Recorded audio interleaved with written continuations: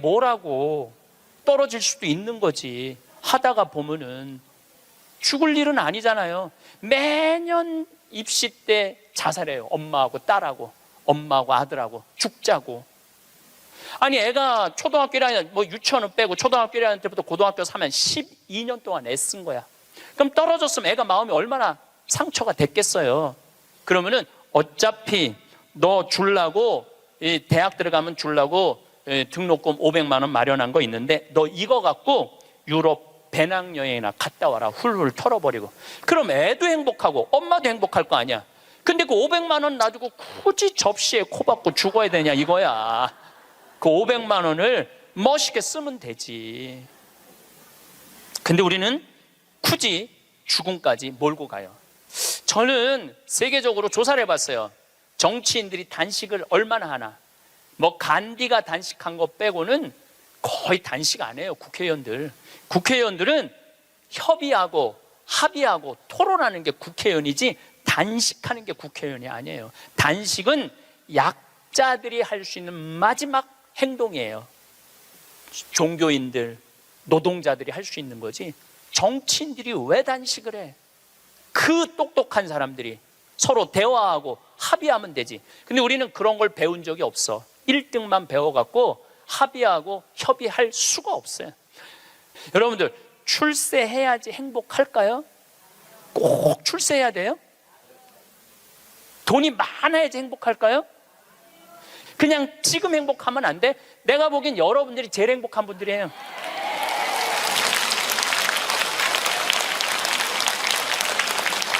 여러분들은 감옥에 가고 싶어도 갈 수가 없어. 누가 돈을 줘야지 감옥에 가볼까? 누가 돈을 줘야지. 누가 말을 사줘야지 감옥에 가볼까? 누가 말을 사줘야지. 돈 주는 사람도 없고 말 사주는 사람도 없고. 우리나라 역대 대통령들 한번 생각을 해봐. 이승만 대통령 초대 대통령이야. 그런데 한국에서 죽었어 못 죽었어요? 하와이에서 죽었어. 하와이에서 망명해갖고 대통령이. 박정희 대통령 총 맞아 죽었어요. 김영삼, 김대중 대통령 자기네들이 젊었을 때 민주화 운동하면서 감옥에 많이 갔어. 그러니까 이제 나이 드셔서는 이제 안 간다고. 그래도 뭔가를 해야 될 것 같으니까 아들들이라도 갔다 오라고 아들들 보냈잖아. 아들들. 아버지가 대통령이 했으면 뭐해? 전두환, 노태우 대통령 감옥에 갔잖아요. 감옥에. 노무현 대통령 뛰어내려 죽고. 여러분들 혹시 손자가 너무너무 똑똑해. 아이고 대통령감이야. 이 얘기는 뭐냐면 아이고 꼭 감옥 갈 놈이야. 이 얘기하고 똑같은 거야. 그거는 축복이 아니에요. 우리가 머릿속에서 대통령을 해야지 행복하다, 돈이 많아야지 행복하다, 이걸 머릿속으로 버려야 돼요. 뭐가 대통령 되기까지 얼마나 스트레스가 많아요. 여러분들 대통령들 토론할 때 보면은 봐요. 서로 정말로 저질이에요. 토론하는 걸 보면 저질이에요. 서로 흠집내고. 그럴 사람들이 아니거든. 원래 인품도 좋고 능력도 있는 사람들이야. 근데 그 자리에 가면 그렇게 되는 거예요. 그 자리에 가면. 그럼 뭐가 부러워갖고 대통령을 해요. 그러실 필요 하나도 없습니다. 그 청와대에서 사람을 인선하는데 내가 몇 번째 사람까지 들었냐면 27명까지 골랐는데 당신 장관 좀 해달라고 하니까 난 못한다. 왜? 나는 불법 위장 전입 이런 거 다 걸린다. 그래갖고 27명까지 갔대 지금. 그래갖고 또 골랐는데 난리도 아니야. 들어보니까. 그러니까 그 자리까지 가려고 그러면은 간쓸게 양심 다 버리고 올라가는 거예요. 뭐가 그런 게 부러워. 여러분들은 간쓸게 내버릴 이유가 하나도 없어. 여러분들은.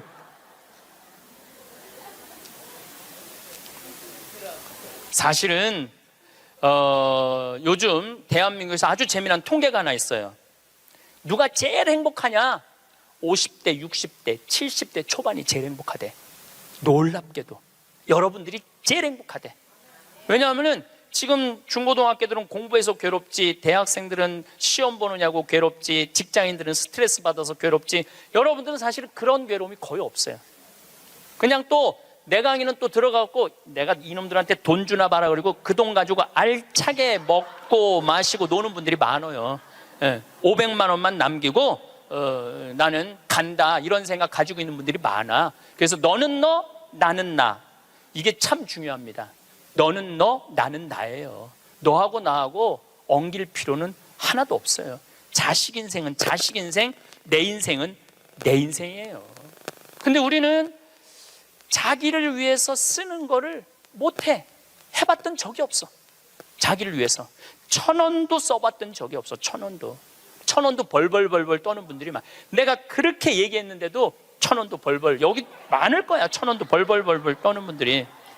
내가 이걸 언제 아느냐 하면은 내가 할머니들이랑 성주순례를 가보면 알아요. 성당에서 이제 한 할머니들 30분이랑 성주순례를 가잖아요. 인천공항에 딱 나타날 때 보면은 처음에 몰라봐요.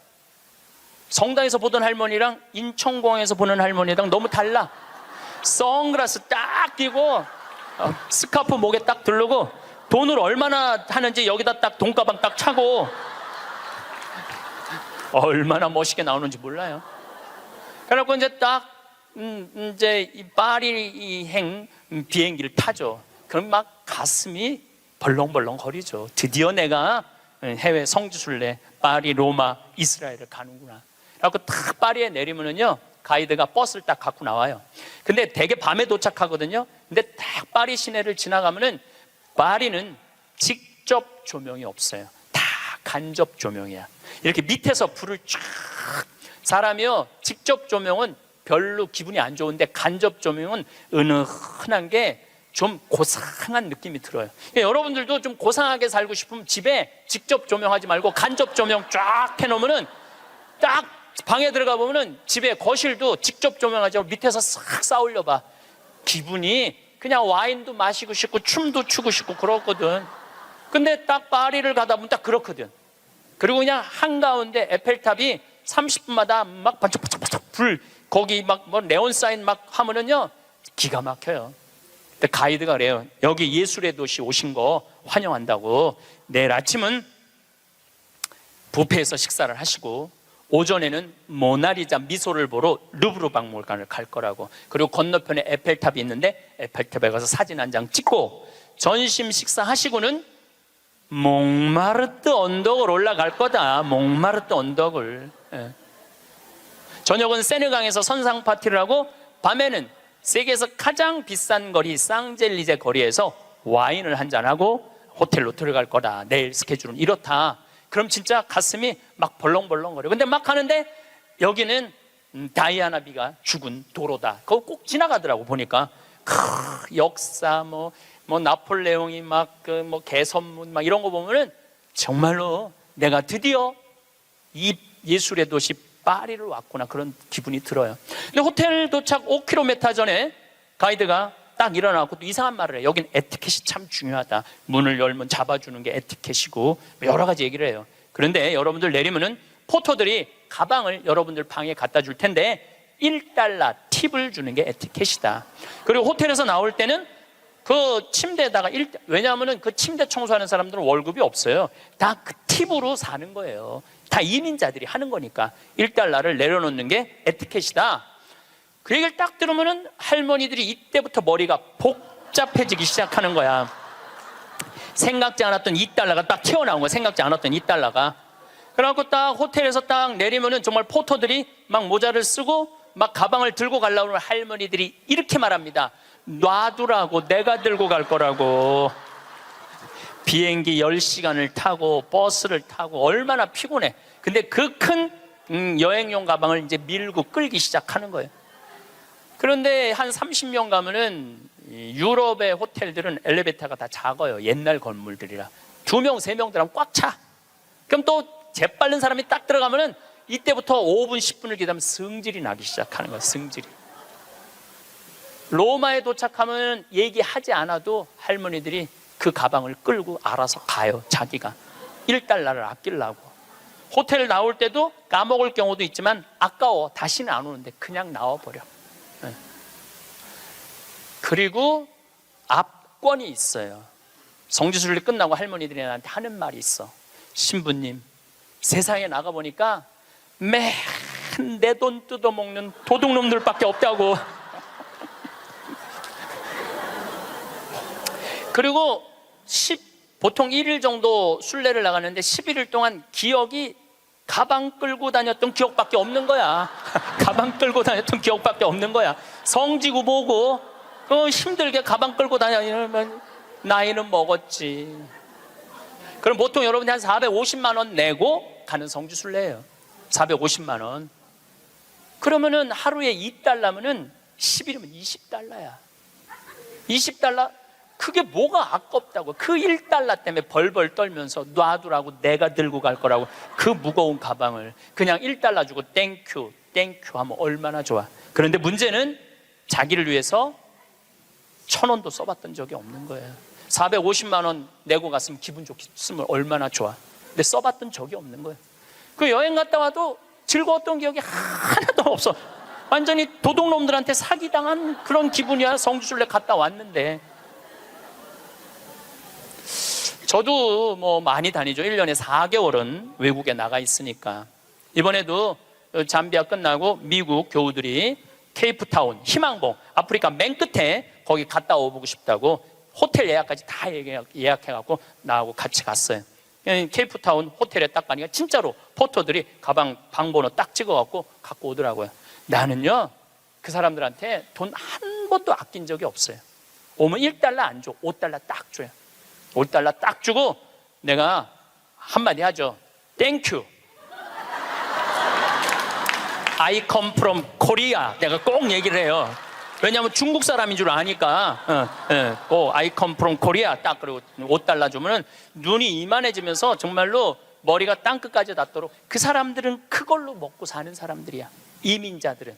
내가 나를 위해서 450만 원을 썼으면 그 이민자들한테 1달러, 2달러, 5달러가 아까워갖고 그거를 아끼려고 도둑놈들이라고 그러고 사기꾼이라고 그러고. 그러니까 내가 그렇게 여유가 없는 거야. 마음의 여유가. 이번에도 애틀란타 강의를 마지막으로 했는데 호텔에서 한 4일이 있었어요. 4일이 있었는데 마지막 날은 거기다 내가 10달러 딱 놓고 썼어요. 편지. 그 사람 이민자야. 편지를 항상 써요. 저는 마지막에 Thank you, God bless you, I come from Korea. 딱 이렇게. 네. 얼마나 좋아.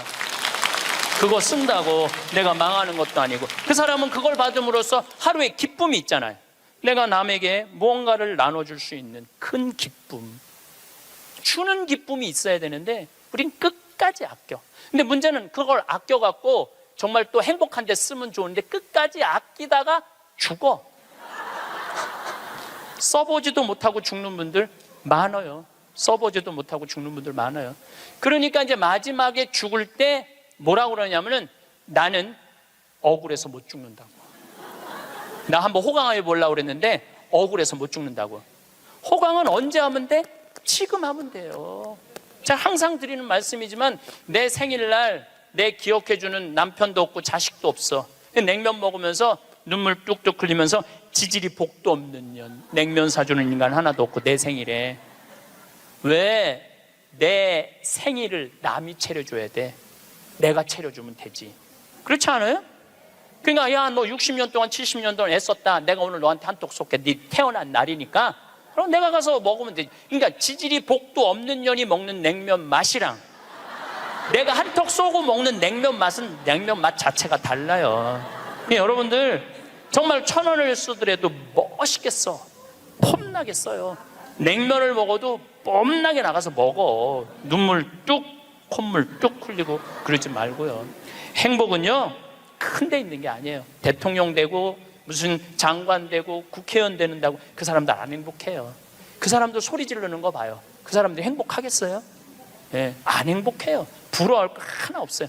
이번에 9월 29일부터 10월 10일까지 황금 연휴에 황금 연휴 발칸 반도를 갔다 왔어요. 체코, 오스트리아, 슬로베니아, 그 다음에 크로아티아, 그 다음에 잠깐 보스니아 이렇게 들렀다 왔어요. 근데 제가 처음 평택 비전동 본당 신부를 할 때 나야 교우들을 너무너무 사랑하죠. 정말로 많이 아끼고 귀하게 여기죠. 정성스럽게 대하죠. 근데 이제 내가 평창에 들어가니까 이제 본당이 없잖아요. 그 이제 연말만 되면은 나를 찾아오는 비전동 교우들이 있어. 그 나는 이제 연말이 되면 모든 에너지를 다 빼갖고 아무도 만나기 싫어. 와도 쳐다도 안 봐요. 세배하러 왔는데 무슨 세배냐고.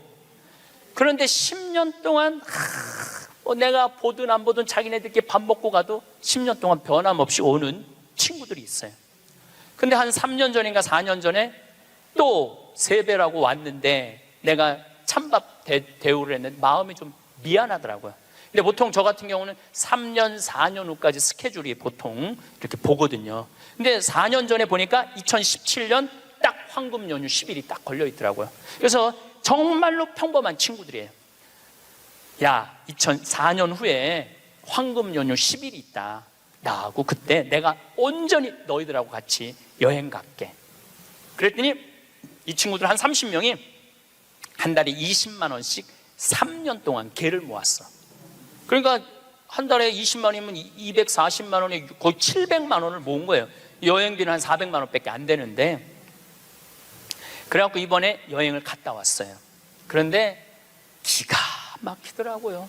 그 성지 뭐 나라도 아름답지만은 성지가 너무너무 좋더라고요. 그런데 오스트리아의 마리아 체리라는 성지를 갔어요. 뭐 여기저기 너무 다니니까 무슨 성지도 모르고 그냥 계속 가는 거죠. 근데 오후 3시 미사를 이제 경당에서 봉헌하기로 했는데 대성당에 딱 갔는데 대성당은 안 빌려줘요. 우리도 여기 지금 왜 여기 모였는지 알아? 명동 대성당 안 빌려줘서 여기 와 있는 거예요. 대성당은 잘 안 빌려줘요. 그리고 특히 우리같이 조그만 소규모의 순례객은 아예 안 빌려줘. 그것도 동양 사람들은 이게 커뮤니케이션이 안 되니까 더 안 빌려주죠. 근데 딱 성당을 이제 성모님을 이제 경배 드리려고 들어갔는데 크로아티아 사람이야. 여긴 오스트리아 성지인데 전통 복장을 입고 왔는데 브라스 밴드를 데리고 온 거야. 브라스 밴드를 데리고 와갖고 영성체후 묵상을 하는데 무슨 사연인지 모르는데 그냥 우는 거야. 신부도 울고 그 해설자도 울고 솔로한 사람도 울고 밴드들도 울고 교우들도 울고. 근데 그 음악을 연주하는데 너무 아름답더라고요. 근데 제가 2년 전에 이스라엘 성주순례를 갔는데 한 200명하고 갔는데 그중에 천주교 신자 아닌 자매가 하나 왔었어요. 근데 이 성주순례를 하면서 이게 살아있는 예수님을 느낀 거야. 그리고 거기 또 다 가톨릭 성지잖아요. 이분은 종교가 달랐는데. 그런데 거기서 딱 요르단강에서 딱 거기서 천주교 세례를 받겠다는 거야. 그래서 요르단 강물을 퍼서 그 자리에서 세례를 줬어요. 세례명이 보난데 세례를 줬는데 얼마나 내가 세례를 줬으니까 영어로 father라고 그러냐. father, 아버지 아니야. 아버지라고 그러면서 얼마나 안부도 잘 묻고 그러는지. 그래서 이번에 성주순례 데리고 갔어요. 성주순례를 데려갔는데 가톨릭 전례를 많이 못 봤잖아요. 근데 이 아름다운 전례를 보고 싶은 거야. 그래서 막 찾아갖고 야 빨리 와서 이거 가톨릭 이런 아름다운 전례가 있다. 그걸 보는데 다 우는 거야. 성가를 부르면서. 근데 그 성당의 그 울림이 얼마나 좋아요. 그 옛날 성당들이 울림이 얼마나 좋아. 뭐 기가 막히더라고. 그걸 한참 보고 있다가 보는데 3시 미사에 내가 제의를 입어야 되는데 5분을 지난 거야. 그래갖고 제의를 못 입었어요. 그래갖고 이제 제의를 입고 그 경당에 가려고 그랬더니 폴란드에서 성주순례 온 신부하고 교우들이 그 경당에 들어가 버린 거야. 그러니까 우리는 미사할 데가 없어진 거예요. 미사할 데가. 그 들어갔는데 어떻게 나오라고 그래? 우리 거니까 나오라고 그럴 수가 있어요. 그런데 우리는 산에를 올라가야 되는 거야. 산에를. 대성당은 꿈도 못 꿨고. 그 이제 제대 그 제의실 맡는 형제가 제가 보니까 평신도 갔더라고요. 안 된다고. 저기 산으로 올라가야 된다고. 30분을 또 버스 타고 또 올라가면 우리 스케줄이 다 엉망이 되는 거잖아요. 너무너무. 근데 내 마음에 간절하게 대성당에서 미사를 봉헌하고 싶은 거야.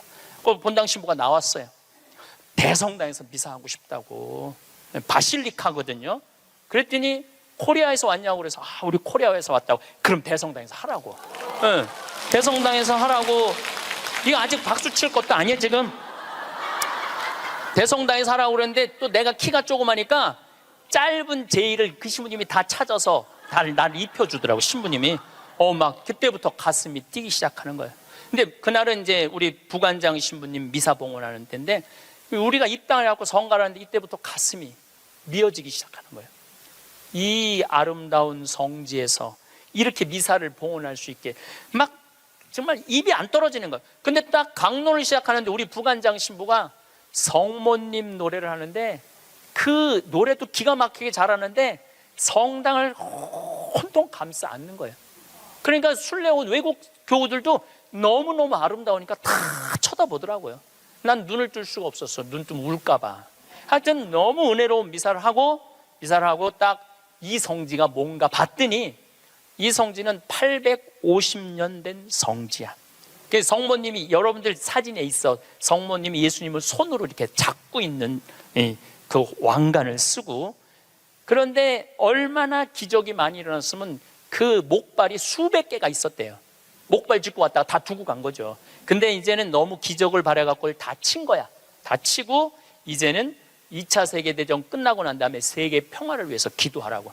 근데 거기에 베네딕토 교황, 프란치스코 교황님이 다 다녀가신 성지야. 거기서 미사를 한 거야. 거기서 미사를 봉헌할 수 있었으니 이게 얼마나 이게 신나는 일이에요.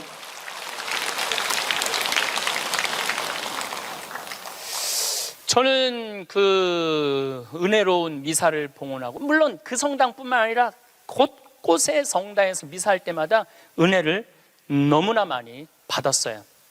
그런데 나하고 같이 30명이 성주순례를 갔는데 거기 있는 분들은 다 일반 직장인들이야. 그냥 직장인들.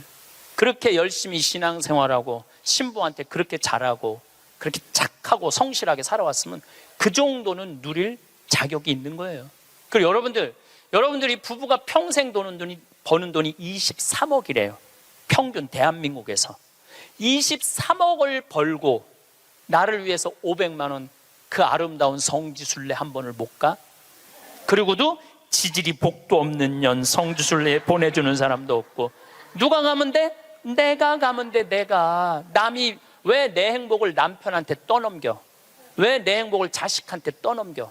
내 행복의 주인공은 누구야? 나야. 내가 나를 행복하게 해주면 돼요. 내가. 남한테 바랄 거 하나 없어. 섭섭할 것도 하나 없어요. 저는 이 가장 잔인한 부모가 자식 판검사 만드는 부모가 가장 잔인하다고 생각해요. 여러분들 판검사 되려고 그러면요, 태어나서부터 공부하기 시작해야 돼. 얘네들 태어나서부터 누워있으면 기역, 니은, 디귿, 리을 돌아가야 돼. 얘네들은. 그리고 초등학교, 중고등학교 때 해가 뜨는지 달이 뜨는지 모르고 살아야 돼요. 여러분들 그 특목고 들어가려고 그러면 새벽 2시, 3시까지 공부해요. 학원에서 그렇게 시켜요. 그렇게 공부를 해야 돼. 그러니까 얘네들은 행복이 뭔지 잘 모르는 애들이야. 그리고 엄마 나 좀 놀러 좀 갈 거야. 친구들하고 이번 토요일. 이놈의 새끼야, 네가 지금 놀러 갈 시간이 어딨어. 너 공부 열심히 해서 서울대학 들어가갖고 삼성에 취직해서 그때부터 너 행복해.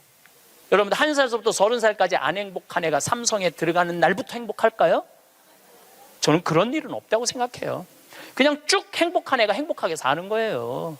공부해갖고 좋은 자리에 가갖고 행복할 수가 없는 거예요. 그러면은 대학교 들어가갖고 사법고시 시험 본다 그러면은요, 정말로 코피 터져가면서 일해야 돼. 공부해야 돼요. 엉덩이에 땀띠 나면서 공부해야 돼. 그래갖고 사법고시를 합격을 했어. 보통 1000명 정도 뽑거든요. 만약에 안 뽑을 때는 500명 뽑고 연수원에서. 그럼 사법고시 합격했다고 다 판검사 되는 게 아니에요. 1등부터 100등까지 판사, 100등부터 200등까지 검사, 200등부터 1000등까지 변호사야.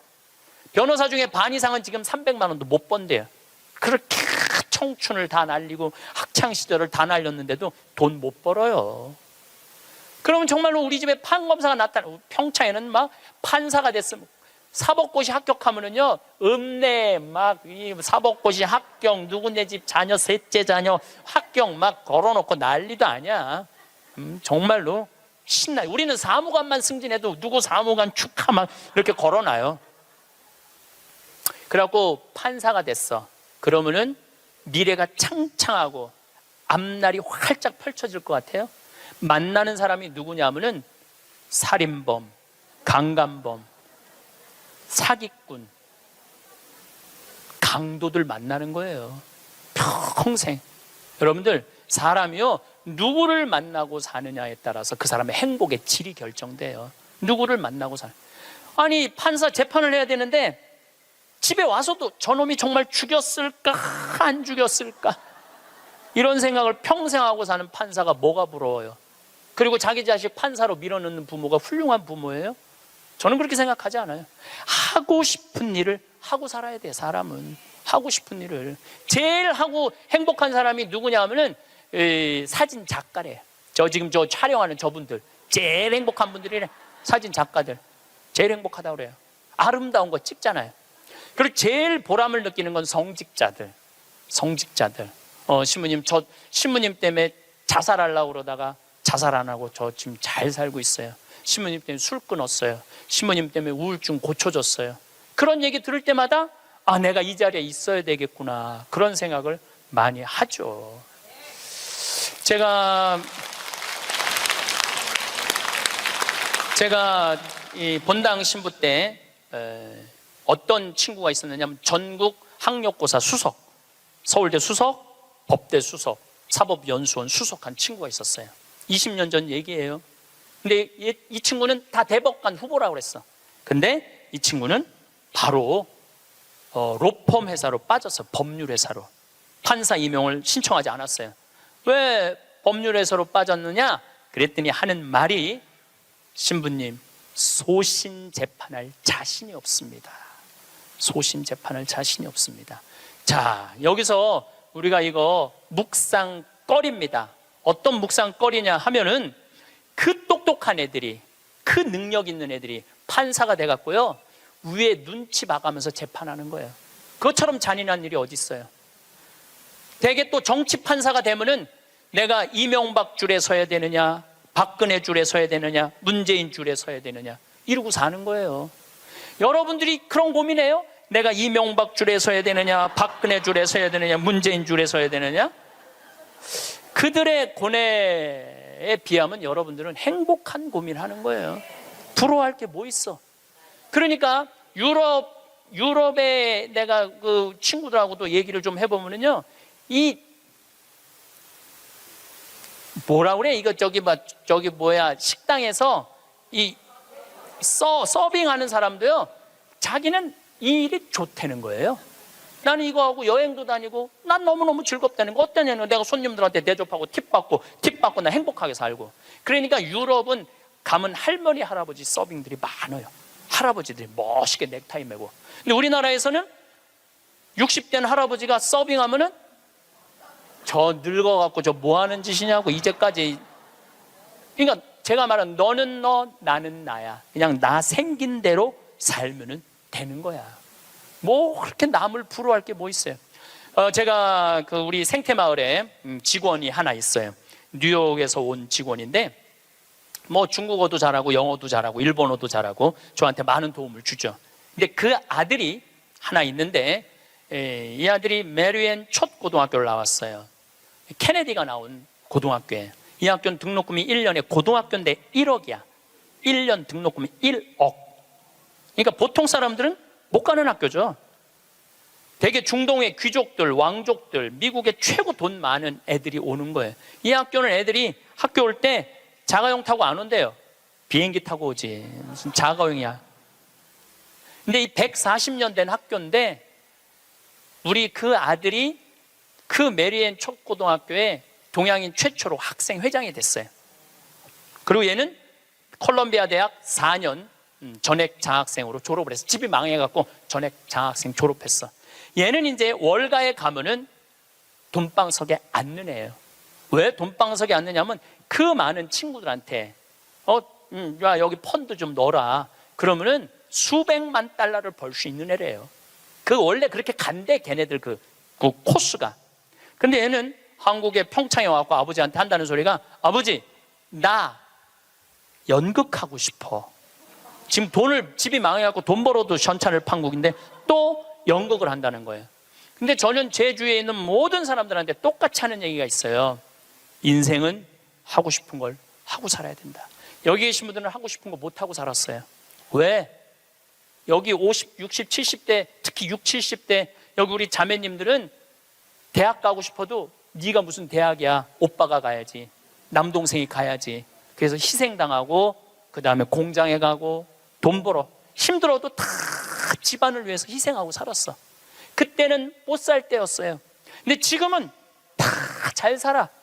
정말로 잘 살아요. 대한민국. 물론 못 사는 사람들도 있지, 못 사는 사람들도 있지만 대체적으로 보면 다 잘 살아요. 다 잘 살아. 아무리 못 살아도 집에 자가용 하나씩 다 있어. 잠비아에서는 꿈도 못 꾸는 그만큼 잘 살고 있어요, 여러분들. 그러니까 마음대로 하고 싶은 대로 해도 되는 나라예요, 이제. 그래서 해라 라고 얘는 NYU, 조지 클루니라는 영화배우가 졸업한 유명한 뉴욕 주립대학교 대학원을 갔어요. 영국 영화학과. 그리고 2년을 학교를 다녔죠. 그리고 졸업을 작년 5월 달에 했어요. 그러니까 이제는 뭐를 해야 돼? 연주를 해야 될 거 아니야. 오디션을 봤는데 시카고에서 조지 해밀턴이라는 뮤지컬이 있어요. 해밀턴은 미국의 독립 아버지야. 3인의 독립 아버지야. 시카고에서 6개월 동안 했는데 1800석 6개월 전석 매진이래요. 근데 얘가 오디션을 봤는데 뭐에 됐느냐면 조연의 대타. 조연이 아프면은 나가서 하는 대타로 됐어요. 근데 조연의 대타도 대단한 거죠. 왜냐하면은 6개월 동안 받는 돈이 10만 달러니까 1억이니까 1억. 조연의 대타도 1억. 조연의 대타도. 6개월을 끝났어. 그러니까 또 오디션을 또 봐야 될 거 아니에요. 이번에 이 친구가 5월 달 끝날 때쯤 오디션을 봤는데 이번에는 바로 브로드웨이에 가갖고 줄리 테이머 감독이라고 있어요. 이 사람은 누군지 모르죠? 스파이더맨은 알죠? 스파이더맨 만든 감독이에요. 그 다음에 라이언 킹 제작한 감독이에요. 세계적인 감독이죠. 이 감독이 이번에 M 버터플라이라는 연극을 하는데 거기에 주연으로 캐스팅이 됐어요. 주연으로 한국인 최초로 캐스팅이 됐는데 이 지난 10월 27일 며칠 전에 첫 공연을 했어요. 아버지가 갔다 왔어. 사진, 사인도 나한테 해서 다 보냈더라고요. 이 5개월 연극인데 50만 달러래. 한 달에 1억씩 버는 거, 한 달에 1억씩. 돈을 버는 게 중요한 게 아니라 하고 싶은 일을 하는 게 중요한 거예요. 하고 싶은 일을 하는 게. 그러니까 얘가 줄리 테이머 감독의 캐스팅이 됐다니까 조지 해밀턴 시카고에서 마지막 공연을 조연의 대타한테 어떻게 했냐면 마지막 공연 3시, 7시 공연을 주연을 줬어요. 우리 잊지 말라고. 브로드웨이에 가도 우리 잊지 말라고 주연을 줬어. 주연을 줬는데 얘는 뮤지컬 배우, 연극 배우로서 치명적인 결함이 있어요. 나보다 키가 조금 더 커요. 그런데 마지막에 공연하는데 커튼콜을 하는데 15분 동안 커튼콜을 앵콜 박수를 치더라고요. 근데 키가 워낙 작으니까 다른 스태프들하고 같은 연극하는 친구들하고 하이파이브를 하는데 뛰어서 하이파이브를 하더라고요. 그런데도 15분 동안 앵콜 커튼콜을 했어요. 이 친구가 나한테 편지했어요. 신부님 정말로 감사하다고. 신부님의 배려, 유머, 내가 많이 웃긴가 봐요 걔한테. 신부님의 유머, 배려, 사랑으로 자기네 가족이 이렇게 행복하게 됐다고. 자기는 돈 많이 벌어서 신부님 생태마을에 돈 갖다 주는 게 자기 미션이래, 미션. 근데 저는 그 친구한테 돈 받을 생각 전혀 없어요. 나는 청국장 팔아서 쓰면 돼. 왜 내가 그 힘들게 버는 돈을 뺏어서 써요. 청국장 팔아서 쓰면 되는데 그 자기가 하고 싶은 일을 하는 그 친구를 보면서 누가 행복하냐면 내가 참 행복하더라고요. 여러분 보면은요, 내가 뉴욕에 강의 갈 때 보면 강사료 다 주고 왔어. 쓰라고. 학비에 $1,000, $2,000. 그러니까 그런 젊은 친구들한테 장학금을 주고 용돈을 주는데 잘 되니까 너무 행복하더라고요. 만약에 이 친구가 증권가에 갔다면 친구들 뒤치다거리 하고 있었을 거예요. 그렇지 않겠어요? 그 친구 술 같이 마셔주고 어려운 일 해결해주고. 근데 지금은 얼마나 세계적인 스타로 우뚝 섰어요. 그러니까 인생은요, 하고 싶은 걸 하고 살아야 돼. 여러분들은 지금부터는 자식들 눈치 보지 말고 여러분들 하고 싶은 거 하고 사세요. 예. 여러분들이 맛있는 거 먹고 싶으면 가서 사 먹고, 그 다음에 여행 가고 싶으면 가고. 지난번에 크로아티아 간 친구들이 너무 행복하다는 거야. 그래서 다음에는 과달루페 가자고. 멕시코 과달루페. 그래서 개를 뭘 파냐 보니까. 그래서 갈 생각도 있어요. 같이. 전 과달루페를 2번 갔다 왔거든요. 하느님 만나는 거는 돈을 좀 써야 돼. 그냥 가만히 있는다고 만나죠. 하느님이 활동하시는 곳에 가서 체험을 해야지.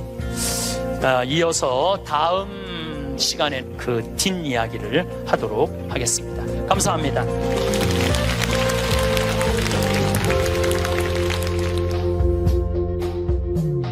여러분은 자식이 처음 세상의 빛을 보았던 그때를 기억하시나요? 우렁찬 울음소리, 빨간 팔다리, 작고 소중했던 아이를 기억하시나요? 그리고 많은 분들이 평생을 자식만을 위해 살아왔을 것입니다.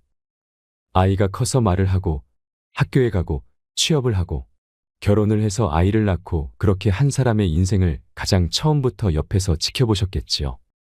세월이 지나 생각해보니 삶은 힘들었어도 마음만은 세상의 모든 것을 주고 싶었고 원하는 건 뭐든지 다 해주고 싶었던 것이 부모 마음인 듯합니다. 하지만 대개 그런 사랑은 조금이라도 돌려받으면 다행이지만 일방통행으로 끝나는 일도 드물지 않습니다. 바라고 베푼 것이 아니지만 그 사랑이 상처로 돌아오는 일도 빈번합니다.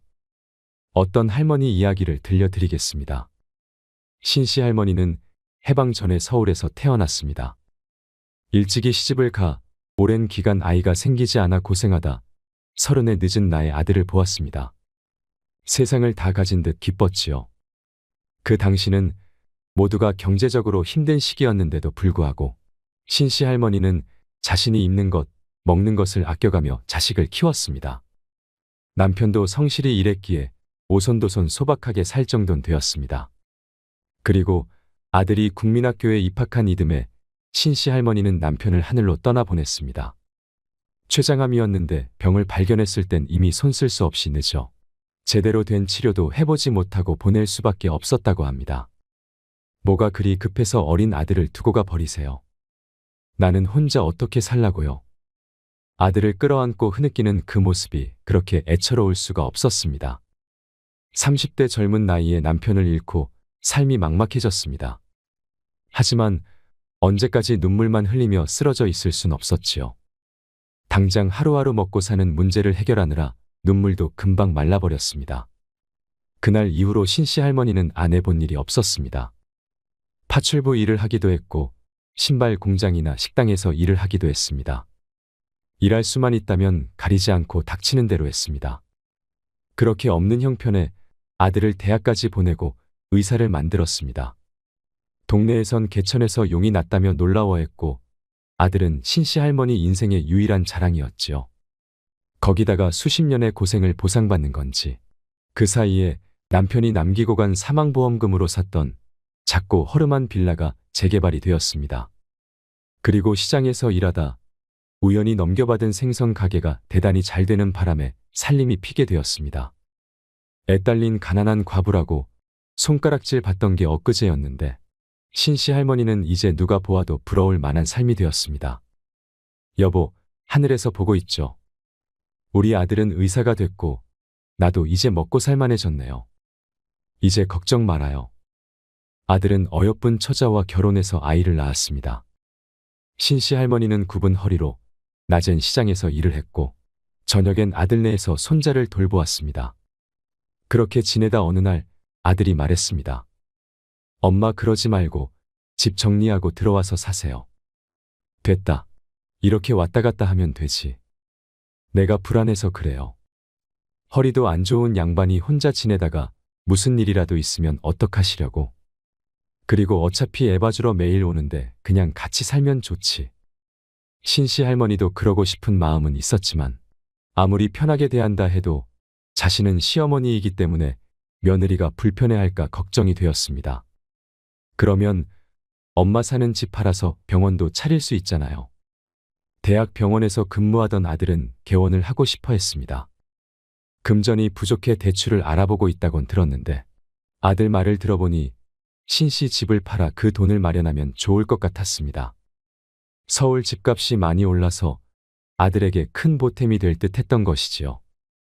그리고 손자도 봐주고 하면 아들 부부의 짐이 되지는 않겠지 하는 마음에 아들 뜻대로 하기로 했습니다. 그렇게 신씨 할머니는 살던 집을 정리하고 아들네 집으로 들어갔습니다. 그리고 아들은 떵떵거리며 개원을 했습니다. 신씨 할머니는 아들 손자와 함께 지낼 수 있어서 더할 나위 없이 행복한 날이었습니다. 옛날과는 다르게 풍족해진 삶에 모든 불행은 끝이 났다고 생각했습니다. 아들의 병원 재정이 나빠지기 전까지만 해도 그러했지요. 엄마, 저 좀 도와줄 수 있어요. 얼마가 더 필요한데 그러냐. 지금 당장 막아야 하는 돈이 3억이에요. 서서히 기울기 시작한 병원에 야금야금 돈을 메꾸다 보니 아들 부부는 경제적으로 무척 힘든 상황이 되었습니다. 신 씨는 그동안 모아둔 돈이 꽤 있었습니다. 하지만 그 돈을 모두 내주게 되면 신 씨는 그야말로 빈털터리가 되는 셈이었지요. 아들에게 손 벌리지 않도록 열심히 노후 대비를 해둔 것이었습니다. 하나 남은 마지막 비상금이었지요. 이제 벌이도 없을 텐데 그걸 다 줘버리면 죽을 때까지 아들에게 의탁해 살아가는 수밖에 없었습니다. 모든 걸 다 주어도 아깝지 않은 자식이었지만 신씨 할머니는 망설일 수밖에 없었습니다. 병원이 잘 돼야 우리 다 같이 길바닥에 나앉지 않는 거잖아요. 아들은 신씨 할머니를 계속 설득했습니다.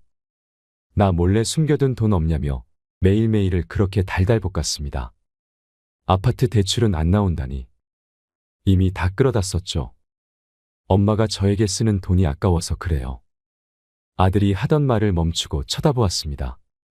아니 무슨 그런 말을 해. 마지막으로 도와준다고 생각하면 안 돼요. 힘들게 의사 됐는데 이렇게 망할 순 없잖아요. 당연히 그렇지. 내일 일찍 은행 가서 입금해 주마. 신씨 할머니는 어쩔 수 없이 아들 말대로 해야겠다 마음먹었습니다. 그러곤 걱정에 잠 못 이룬 그날 새벽, 우연히 아들 내외가 대화하는 소리를 듣게 되었습니다. 아들은 흐느끼고 있었습니다. 당신도 알잖아, 나 어떻게 컸는지. 아버지도 돌아가시고 엄마는 바빠서 혼자 집에서 매일 라면 끓여 먹으면서 공부했어. 알죠? 나 때문에 희생한다고 생각하는 엄마 때문에 숨막히게 살았어. 가난이 지긋지긋해서 이 악물고 죽어라 공부해서 의사가 된 거야. 우리 가족을 위해서였어. 근데 낮에 엄마한테 도와달라고 했는데 망설이시는 거야. 내가 나 혼자 좋자고 이러는 게 아닌데. 신씨 할머니는 순간 벼락이라도 맞은 듯한 기분이 들었습니다. 아들이 고등학생 때 그동안 해준 게 뭐가 있느냐며 소리치던 때가 생각났습니다. 돈 버느라 바빠 아들을 늘 혼자 둔 것이 신씨 할머니에게도 평생의 한이었는데 그때 그 소리를 듣고 사무쳤던 감정이 되살아나는 듯 했습니다. 한편으론 가슴이 쓰리고 헛헛한 마음도 들었지요. 아들만을 위해서 열심히 살아왔지만 그 정성이 아들에게 닿지는 못했던 듯 싶었습니다. 그때도 그랬고 지금도 그러한 듯 했기에 죄책감에 눈물만 주르륵 흘렀습니다. 해가 떠오를 때까지 뜬 눈으로 밤을 지새고 이른 아침 아들을 불렀습니다. 이번에 가게를 팔 참이다. 허리 때문에 더는 일을 못하겠다. 그리고 그 돈은 너 주마. 갑자기 무슨 말씀이세요?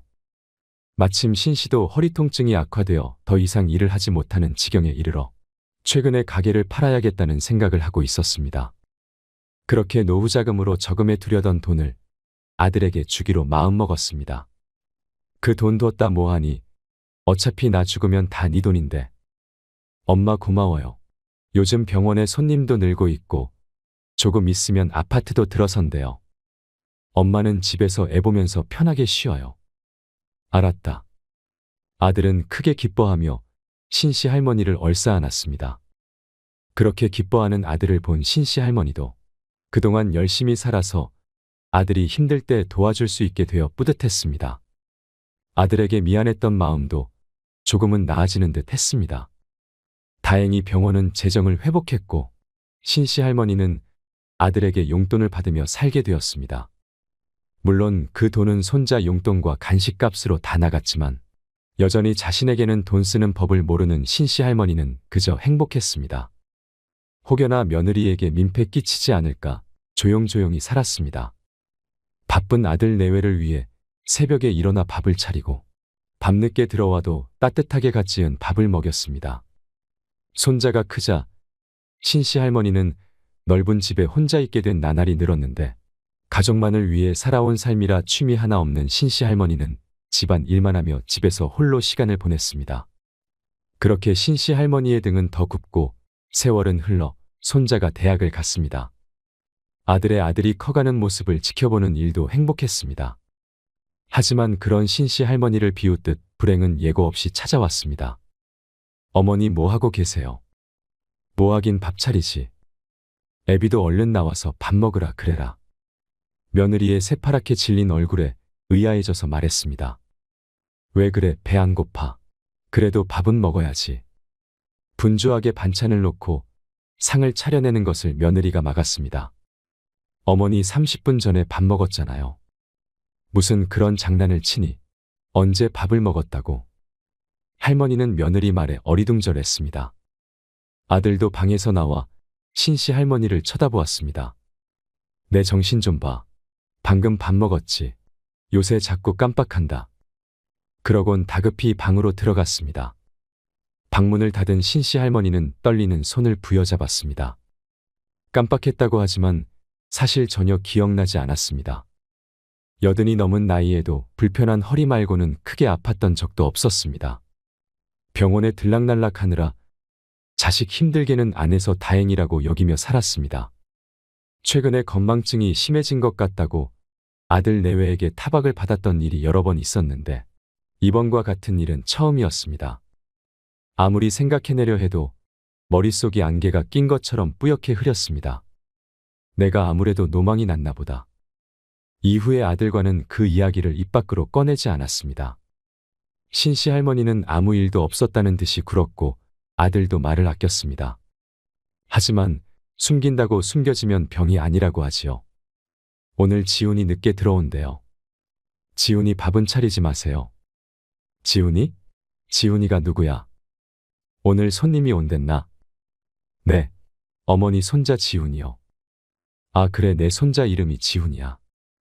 이놈의 건망증이 이름도 까먹었네. 멋쩍은 웃음으로 대화를 얼버무렸습니다. 전화번호 이름 같은 걸 까먹는 건 예사였고 가스불을 켜놓은 상태로 외출하기도 했습니다.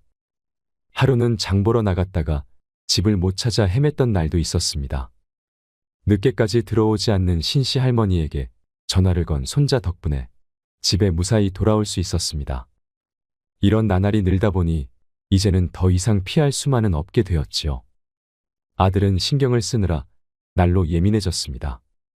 무언가 깜빡하는 날에는 화를 내기도 했고 외출도 못하게 막을 정도가 되었습니다. 정신도 온전치 못한데 어딜 돌아다니신다는 거예요. 제발 가만히 좀 계세요. 신씨 할머니 본인도 한마디 하기도 어딜 나가기에도 불안해서 방 안에만 틀어박히게 되었습니다. 집안 분위기는 살얼음 위를 걷는 듯 했습니다. 몇 날 며칠 동안 아들 내외 방의 불은 밤늦게까지 꺼지질 않았습니다. 신씨 할머니도 근심은 깊어갔지요. 증상은 심한 건망증처럼 가끔씩 찾아왔는데 그때를 알 수가 없기에 대부분 멀쩡함에도 불구하고 모두를 불안에 떨게 했습니다. 자신 때문에 며느리는 늘 집에서 원치 않는 감시자 역할을 해야 했습니다. 며느리도 힘들겠지만 신씨 할머니의 마음은 더 불편했습니다. 그러니 고민이 안 될 수 없었지요. 아마도 밤새 아들 내외가 의논하는 이야기와 신씨 할머니의 고민이 일치한 것이 이 때문이었겠지요.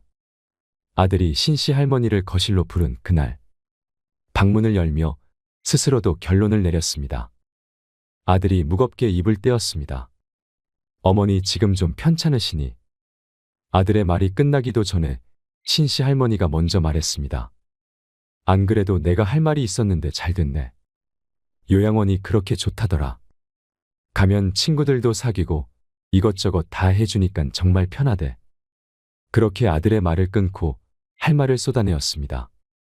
아들은 대답이 없었습니다. 저기 슈퍼집 김씨도 요양원에 갔다는데 얼굴이 그새 폈단다. 밥도 잘 나오고 아주 살판났다더라. 너가 그것 좀 알아봐라. 이제 나도 친구도 사귀면서 내 인생 살아보련다. 한참을 말이 없는 아들을 거실에 남겨두고 방으로 들어왔습니다. 평생 고생시킨 아들. 아빠도 없이 혼자 잘 커주어서 의사도 되고 이제 탄탄대로를 달리며 삶이 좀 편해지나 했는데 자신이 걸림돌이 될 수는 없었습니다. 차라리 암에 걸렸다면 때가 되었구나 했겠지만 치매는 본인뿐만이 아니라 가족의 삶도 송두리째 앗아갈 수 있는 무서운 병이라는 생각이 들었습니다. 아들이 반대했어도 제 발로 가겠다 했을 텐데 아들도 마침 그 이야기를 꺼내려 하기에 마음의 짐이라도 덜어주자 하여 먼저 말을 꺼냈습니다. 하지만 말은 그렇게 했지만 어떻게 슬프지 않을 수 있겠나요? 끝내 그러지 마시라. 그런데 안 보낸다라고 말하지 않는 아들에 대한 야속함이 피어났습니다. 그러다 이내 고개를 저었습니다. 다른 사람도 아니고 신씨 할머니가 어찌 아들의 발목을 잡을 수 있을까요? 그날로 할머니는 짐을 쌌습니다. 요양병원에 들어가는 데까지는 일사천리였습니다. 그날엔 아들 부부와 손자까지 함께했습니다. 할머니 내가 자주 올게. 심심하면 전화해. 신씨 할머니 손을 잡고 큰 손자가 슬퍼하며 말했습니다. 그래 내 새끼 공부 열심히 하고 할미가 전화할게. 엄마 갈게요. 불편한 데 있으면 꼭 말씀하세요. 그래 밥 잘 챙겨 먹고 내 걱정은 말아라. 그렇게 할머니는 홀로 남겨졌습니다.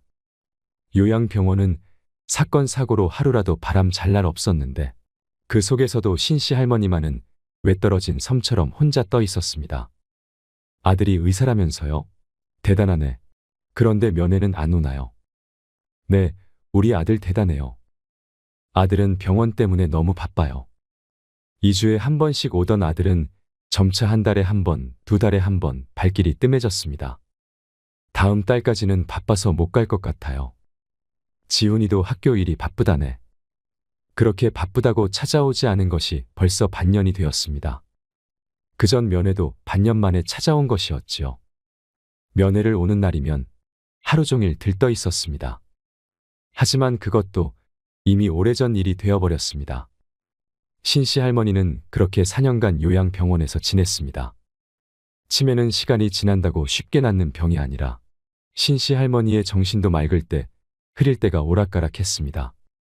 정신이 돌아올 때면 핸드폰을 붙잡고 전화번호를 눌렀다 지웠다 했지요. 진료 시간에 자꾸 전화하시면 안 돼요. 지금 바빠서 나중에 제가 다시 걸게요 하고 다시 울리지 않는 전화를 바라보다 지치기를 여러 번. 행여나 바쁜 아들이 신경 쓸까 차마 다시 전화를 걸지는 못했습니다. 멀쩡하던 사람도 병원에 가둬두면 없던 병까지 생기는 법입니다. 신씨 할머니의 병세는 더욱 악화되었고 자신이 누구인지도 모르는 나날이 많아졌습니다. 그런 그녀를 옆에서 잘 돌봐주는 사람은 없었지요. 정신이 들지 않는 날에는 간병인과 몸싸움을 벌이기도 했고 아들이 데리러 온다며 창문 밖으로 몸을 던지려고 하기도 했습니다. 그래서 점점 침대에 손과 발이 묶여 있는 날도 많았습니다. 할머니 제발 짐 좀 싸지 마세요. 아들이 데리러 안 온다니까요. 이거 다시 정리하려면 너무 힘들어요. 아니에요. 우리 아들이 의사인데 오늘 나를 데리러 온대요. 우리 아들 퇴근 시간에 맞춰서 따뜻한 밥 지어 먹여야 해요. 의사면 뭐해요? 여기에 지엄마 버리고 찾아오지도 않는데. 우리 아들 욕하지 마라 하며 간병인 머리를 쥐어뜯고 할퀴어 또다시 침대에 묶이기도 했습니다. 그러다 신씨 할머니는 간암 사기 진단을 받았습니다. 힘든 병이 하나도 아니고 둘이나 찾아왔는데 연로하여 이겨낼 힘이 없었습니다. 그런데도 아들은 찾아오지 않았습니다. 매일 온다던 손자는 한 번도 본 적이 없었습니다. 그렇게 아들의 발길이 끊어지자 신씨 할머니는 하루가 다르게 생기를 잃어갔습니다. 그러다 정신이 드는 날이면 침대에 엎드려 무언가를 써내려갔습니다. 머리에 안개가 꼈다 개었다를 반복하다 신씨 할머니는 결국 간암으로 세상을 뜨고 말았습니다. 그제서야 찾아온 아들은 침대에 고요하게 누워있는 할머니를 바라보았습니다. 슬픈 듯 보이기도 화가 난 듯 보이기도 했고 어쩌면 한편으론 후련했을지도 모르지요. 장례는 요양병원 옆에 있는 장례식장에서 치러졌고 손자는 뒤늦게 오열했고 며느리도 조용히 눈물을 훔쳤습니다. 찾아오는 이는 죄다 아들의 지인이었고 신씨 할머니와 알고 지낸 사람은 단 하나도 없었습니다. 장례 마지막 날 늦은 시간 혼자 앉아 술잔을 기울이던 아들에게 어떤 이가 찾아왔습니다. 신씨 할머니 소지품에서 나온 건데 전해드리려는 걸 깜빡하고 제가 며칠 가지고 있었네요. 이게 뭡니까? 글쎄요, 무슨 편지 같은데 매일 엎드려서 뭘 적고 계시더라고요. 아내는 안 봤어요. 네, 감사합니다. 한참을 앉아서 봉투만 쳐다보다 뒤늦게 열어보았습니다. 얼마나 접었다 폈다 했는지 종이가 꼬깃해져 있었습니다. 아들은 천천히 종이를 펼쳐보았습니다. 꼬불꼬불 지렁이 같은 글씨로 꾹꾹 눌러 쓴 글이었습니다. 글을 읽은 아들은 그 자리에 엎드려 대성통곡을 했습니다. 아들에게 내 아들로 태어나 나를 어미라 불러주고 내가 내 아버지 곁으로 가는 날까지 힘든 세상을 살아갈 힘을 줘서 고마웠다. 못난 어미의 아들로 태어난 탓에 힘들었지. 그럼에도 이렇게 훌륭한 사람으로 커주어서 나는 내가 너무나 자랑스럽다. 내가 병원에 들어오고 네가 무척 괴로워했던 것을 안다. 내 모든 걸 주어도 아깝지 않은 아들아. 내가 내 곁을 지키지 못하는 어느 날에 내가 눈을 감아도 스스로를 탓하지 말아라. 행복했던 기억만을 간직한 채로 내 아버지에게 돌아가는 어미를 기쁜 마음으로 배웅해 주어라. 나의 아들로 태어나 주어 정말로 고맙다. 남들은 아들밖에 모르는 바보라고 손가락질하지만 나는 다시 태어나도 너의 어미로 태어나고 싶다. 또다시 병들고 너와 헤어지게 되더라도 일평생 너를 사랑하며 그렇게 살고 싶다. 너는 나의 유일한 기쁨이고 사랑이었다. 떠나는 발걸음 무겁지 않도록 이곳에서 내내 행복하길 바란다. 고맙다. 아들아. 자신의 인생보다는 아들의 인생을 위해서 살았던 신씨 할머니. 자식만을 위해 헌신한 그녀를 보고 손가락질하는 이도 있었겠지만 신씨 할머니는 또다시 태어나도 같은 선택을 할 것이라 생각하였습니다. 자식에게 퍼부은 사랑이 되돌아오지 않는다고 이미 준 사랑을 다시 거두어 드릴 수 있을까요? 부모는 그런 것이지요. 아들은 뒤늦게 어머니의 사랑을 깨닫는다 하여도 이미 늦은 것이고 나중에 자신의 자식이 커봐야 땅을 치고 후회할 것입니다. 많은 이들이 자식에게 모든 것을 주지 말아라, 헌신하지 말아라 쉽게들 말합니다. 하지만 그것이 말처럼 쉽지는 않겠지요. 내 자식을 위하지 말라는 말을 어떻게 쉽게 실천할 수 있을까요? 하지만 자신의 인생 한번 제대로 살아보지 못한 신씨 할머니가 딱하다는 것도 사실일 것입니다. 누군가의 어머니이기 이전에 한 사람의 인간이기 때문입니다. 여러분, 자식이 최고고 내 인생 가장 소중한 사랑이겠지만 가끔은 스스로를 위해서도 살아보시길 바랍니다. 자식의 행복을 바라는 만큼 자신의 행복을 위하는 일도 해보세요. 저는 오늘부터 행복해지기 위해 노력하고 싶습니다. 황창현 신부님의 말씀처럼 더 나이 들어서 행복해지지 말고 지금부터 바로 행복하게 살아가려고 합니다. 부디 여러분들도 그러하길 바랍니다. 이상으로 책틀맨이었습니다. 함께 해주셔서 감사드립니다.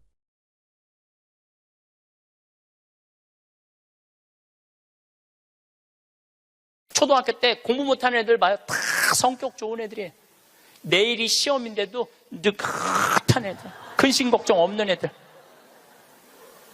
그런데 내일 시험인데도 느긋하게 컴퓨터 게임하고 텔레비 보고 있으면은 엄마가 느닷없이 이렇게 말합니다. 내가 너 같은 거 낳고 좋다고 미역국 끓여 먹은 내가 미친년이다. 초등학교 4학년 애가 엄마가 왜 나를 낳고 미역국 먹었다고 미쳤다고 그러지? 이때부터 삐뚤어지기 시작하는 거예요. 그리고 되게 성격 좋고 공부 못하는 애들이요, 성적에 신경을 안 써요. 확인도 안 해. 성적 확인은 누구만 하냐면 엄마만 하는 거. 엄마만. 걔는 시험을 잘 봤는지 못 봤는지도 몰라. 성적표도 그냥 갖다 주고. 그러니까 행복하게 밥을 먹고. 또 성격 좋은 애들이 밥을 또 잘 먹어요.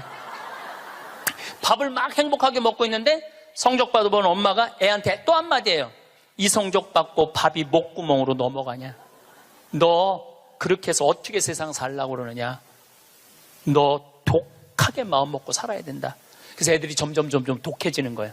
독해져갖고 그렇게 1년 후배 여학생을 그렇게 두들겨 패는 거예요. 크게.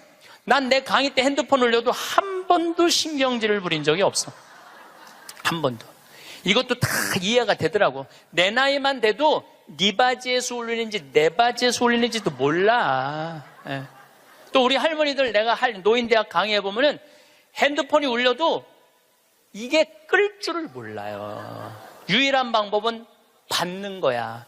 딱 봐도 나 신부님 지금 강의 들어. 근데 저쪽에서 엄마 중요한 얘기야. 그러면 공간 개념이 없어져요. 말해봐. 그러고 나보다 더 크게 대화를 해. 무슨 일인데? 막 이러면서 나이를 먹으면 어쩔 수가 없어요.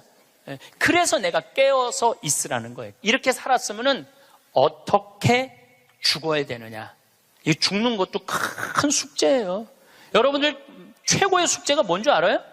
잘 죽는 거예요. 여러분들 80살 넘어갖고 심폐소생술 하면 어떻게 돼요? 갈비뼈 다 부러져요. 왜 죽어가면서 갈비뼈 부러뜨려가면서 죽어야 돼? 그냥 편안하게 죽으면 되지.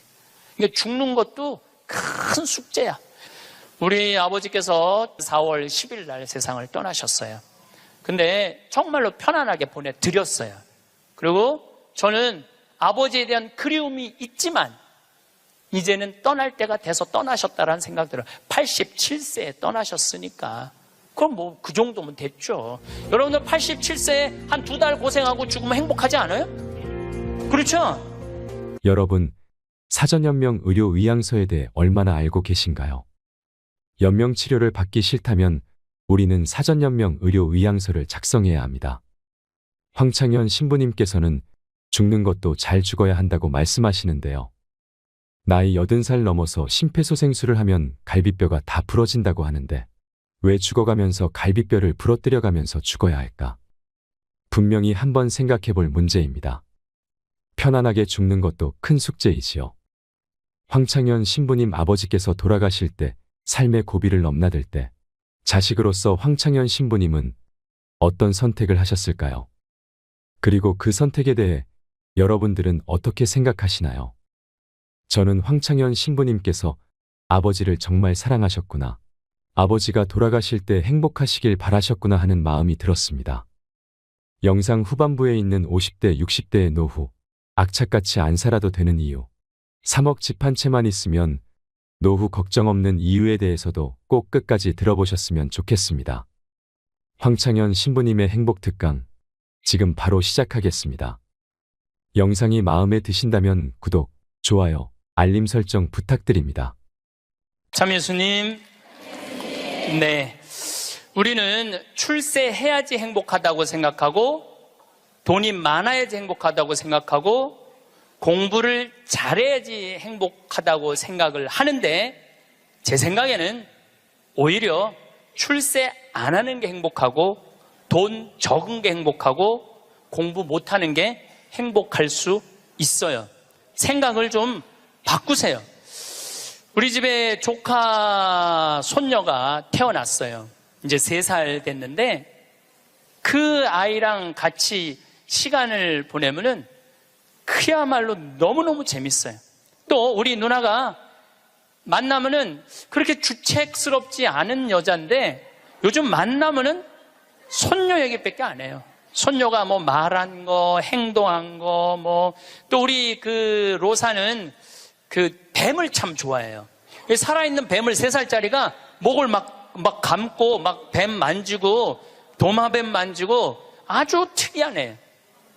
그렇게 뱀을 좋아해. 만지는 걸 참 좋아하고. 그래서 이제 그 아이가 하는 행동을 3살짜리인데 무슨 주사를 맞으러 가는데 의사 선생님한테 그랬대. 나는 씩씩해서 안 운다고, 선생님. 나는 안 운다고. 근데 대개는 이제 그러고도 우는데 얘는 주사를 딱 놨는데도 하나도 안 울고 딱 맞고 난 다음에 내가 안 운다고 그러지 않았느냐고. 너무너무 아이가 참 재밌고 정말 신비하죠. 그리고 그 할머니, 할아버지, 엄마, 아빠 또 나조차도 그 아이를 만나면 너무너무 즐거워요. 여러분들도 자식을 키울 때 그런 즐거움이 있었을 거예요. 근데 언제부터 원수가 되기 시작하냐면은 공부를 하면서부터 원수가 되기 시작해. 공부를 하면서부터. 그냥 그렇게 이쁘고 귀엽고 즐겁게 뱀 만지고 그냥 쭉 자라면은 걔하고 원수 될 일이 없을 거예요. 근데 공부를 시키는 순간부터 애한테 스트레스를 주는 거예요. 독해지라고. 너 그렇게 순해서는 안 된다고. 그러니까 애들한테 스트레스를 주기 시작하는 거예요. 제가 9월 10일 날 한국에 들어왔는데 처음 접한 소식이 뭐였느냐면 부산에서 9월 1일 날 여중생 15살짜리 총 7명이 14살짜리 1년 어린 여동생을 2시간 동안 때린 거예요. 이건 때린 정도가 아니야. 알루미늄 의자로 애를 내리치고 벽돌로 머리를 치고 소주병으로 얼굴, 눈을 가격을 하고 심지어는 담뱃불로 등어리를 찢기까지. 그래서 머리를 3바늘을 꼬매고 입안에도 3군데가 찢어져 갖고 3번. 그 사진을 보니까 애가 눈을 뜰 수가 없어. 너무 맞아갖고 눈을 뜰 수가 없어. 그것도 남자 애들도 아니고 여자아이인데 그것도 15살. 이 15살이라면은 16살. 여기 16살을 뭐라고 그러냐면 이팔 청춘이라고 그러잖아요. 이팔이 16 해갖고 이팔 청춘이라고 그러잖아요. 그러면 이 16살짜리 여자아이들은 로미오와 줄리엣이 16살이었어요. 춘향이가 16이었어요. 심청이는 15살이고 성모님이 16살이었어요. 가장 여자가 아름다운 나이가 16이에요. 가장 순수하고 깨끗한 나이의 아이가 16이에요. 그리고 제일 예쁠 때가 16이라고 그래요. 사람이 제일 여자가 제일 예쁠 때가 16이라고 그래. 그래서 이렇게 보면은 중학교 3학년, 고등학교 1학년 아이들을 보면 정말 꽃 같은 아이들 많아요. 너무너무 예쁜 아이들이 많아. 그런데 그런 여자아이들이, 이거는 깡패 중에 상깡패도 할 수 없는 일을, 그 판사님이 재판하면서 그랬잖아요. 개, 돼지도 이렇게 때리지 않는다고. 개, 돼지도 이렇게 때리지 않는다고. 그런데 그 여학생들이 그렇게 아이를, 그리고 인터넷에 올리고 자랑을 하고. 근데 내가 보기에는 그 아이들이 그렇게 된 거는 그 아이들 책임이 아니에요. 대한민국의 어른들 책임이에요. 대한민국 어른들 책임이에요. 어른들이 그렇게 키운 거예요. 어른들이 이렇게 가르친 거예요. 대한민국의 교육제도가 그렇게 된 거예요. 우리는 교육을 하는 거는 공부를 가르친다고 생각하는데 여러분들, 교육은 공부를 가르치는 게 아니에요. 학교는 공부를 가르치는 데가 아니에요. 학교는 사랑을 가르치고 양보를 가르치고 협동을 가르치고 노래를 가르치고 예술을 가르치는 게 학교야. 근데 우리는 1등을 골라내고 명문대를 보내고 특목고를 보내고 그게 교육이라고 생각하고 있는 이 대한민국이 만들어낸 슬픔이라는 거예요. 대한민국이. 이건 누구의 책임도 아니고 우리 모두의 책임이야. 그냥 애들은 애들답게 키워야 되는데 학교 2시, 3시에 끝나고 나면은 학원을 전전긍긍하면서 밤 10시에 집에 들어오니 얘네들이 스트레스가 극에 달할 거 아니에요. 또 공부 못하면 사람도 취급을 안 하잖아. 사람이라고. 되게 공부 못하는 애들이 성격이 좋은 애들이에요. 초등학교 때 공부 못하는 애들 봐요. 다 성격 좋은 애들이에요. 내일이 시험인데도 느긋한 애들, 근심 걱정 없는 애들. 그런데 내일 시험인데도 느긋하게 컴퓨터 게임하고 텔레비 보고 있으면은 엄마가 느닷없이 이렇게 말합니다. 내가 너 같은 거 낳고 좋다고 미역국 끓여 먹은 내가 미친년이다. 초등학교 4학년 애가 엄마가 왜 나를 낳고 미역국 먹었다고 미쳤다고 그러지? 이때부터 삐뚤어지기 시작하는 거예요. 그리고 되게 성격 좋고 공부 못하는 애들이요, 성적에 신경을 안 써요. 확인도 안 해. 성적 확인은 누구만 하냐면 엄마만 하는 거. 엄마만. 걔는 시험을 잘 봤는지 못 봤는지도 몰라. 성적표도 그냥 갖다 주고 그냥 행복하게 밥을 먹. 또 성격 좋은 애들이 밥을 또 잘 먹어요. 밥을 막 행복하게 먹고 있는데 성적 받아보는 엄마가 애한테 또 한마디예요. 이 성적 받고 밥이 목구멍으로 넘어가냐? 너 그렇게 해서 어떻게 세상 살라고 그러느냐? 너 독하게 마음 먹고 살아야 된다. 그래서 애들이 점점 독해지는 거예요. 독해져갖고 그렇게 1년 후배 여학생을 그렇게 두들겨 패는 거예요. 이거는 애들의 문제가 아니에요. 대한민국의 어른들의 문제예요. 부탄에 교육부 장관이 그 주간에 한국을 방문해서 부탄 국민 행복지수 1위 나라예요. 그런데 이 교육부 장관이 정말로 대한민국 사람들한테 기가 막힌 얘기를 하고 갔어요. 부탄은 학교를 1등을 골라내는 곳이 아니라고 생각한다. 우리 교육은 아이들이 학교 와서 행복하고 즐겁게 놀고 사랑하고 양보하고 배려하고 질서를 가르치는 걸 우리는 교육의 목표로 생각한다. 근데 우리는 하버드 대학을 보내야 되고 서울 대학을 보내야 되잖아요. 내가 그 얘기를 하니까 우리 후배 신부들하고 한 달에 한 번 모임이 있는데 후배 신부 하나가 그러더라고요. 신부님, 그 말 들어보니까 그래요. 어떤 아이가 엄마가 하버드대 그래갖고 애가 하버드대를 딱 합격하고 난 다음에 엄마한테 엄마 원하는 하버드대 갔어. 나 찾지 마. 그리고 사라졌대요. 아직까지 안 나타났대요. 아이가. 그러니까 하버드 대학은 누가 가고 싶었던 거야? 엄마가 가고 싶었던 거예요. 애가 가고 싶은 건 아니에요. 우리가 지금 뭔가 교육을 잘못하는 거죠. 여러분들 정말로 공부 못하면 불행할까요?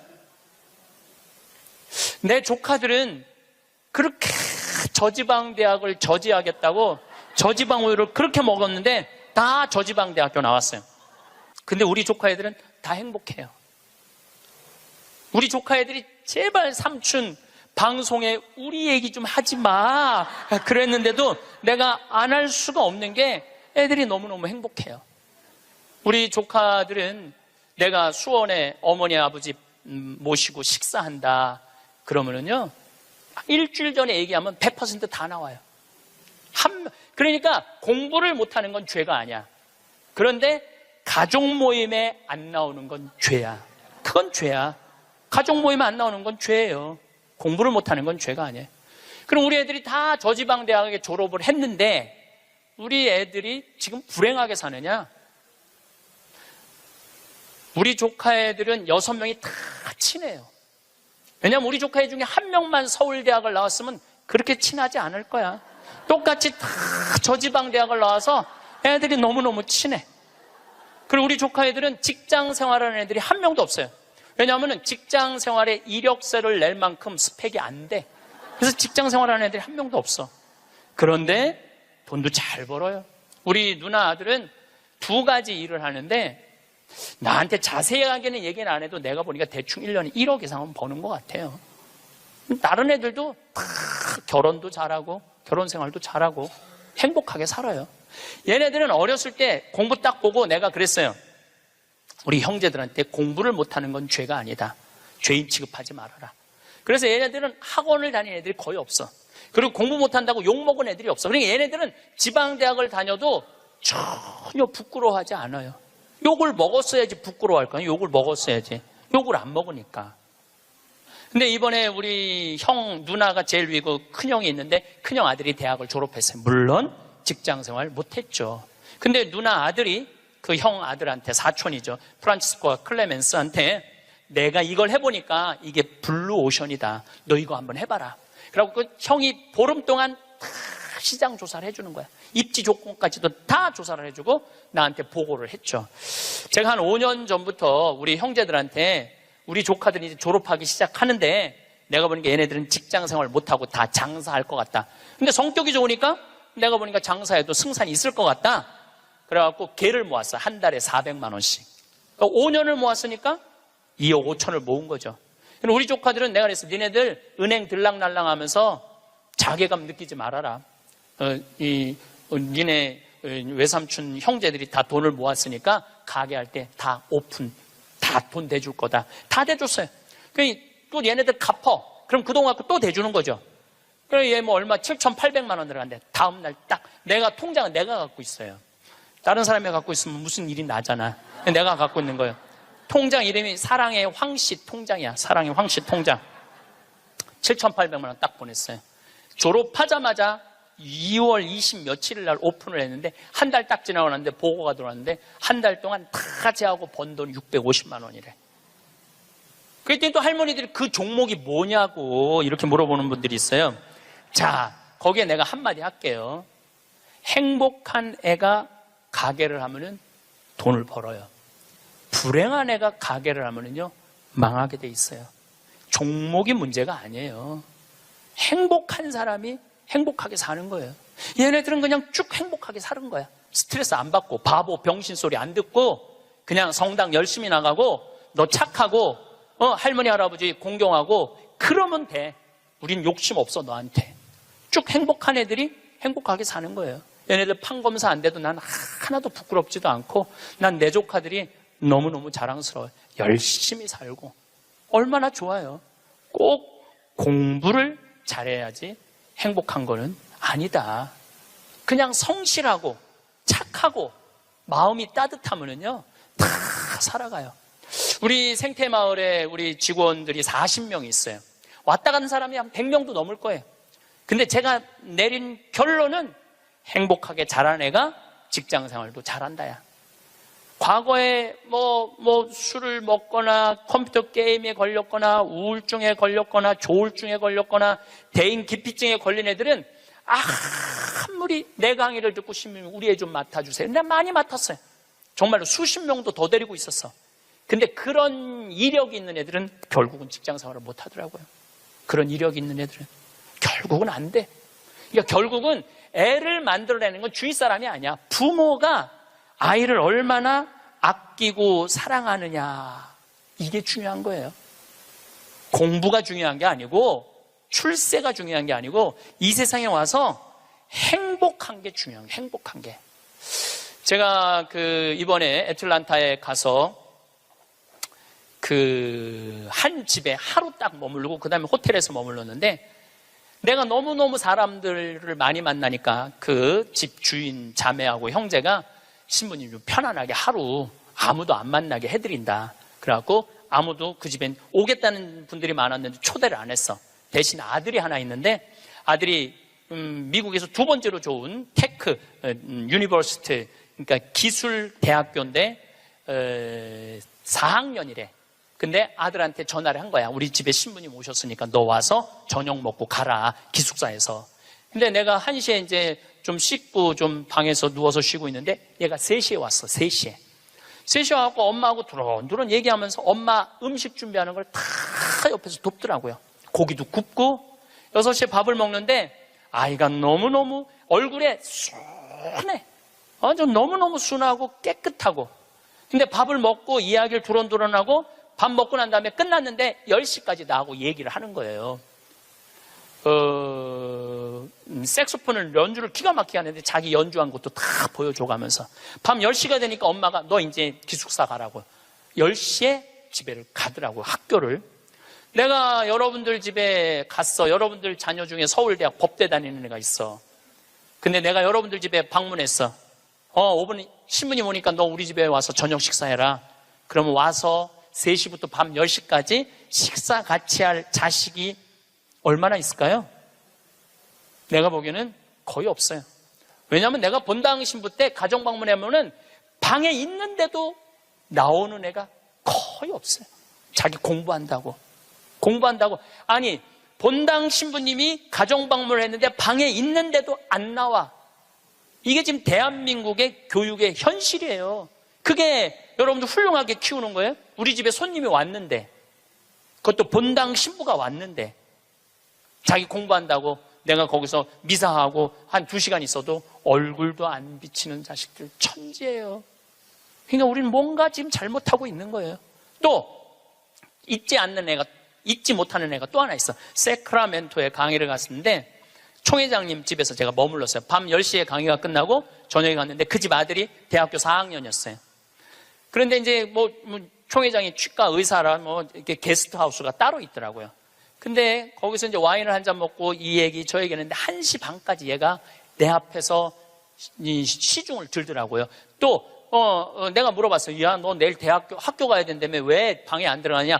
우리 집에 손님 왔는데 내가 어떻게 들어가서 자느냐? 나 그걸 아직도 잊지 않아요.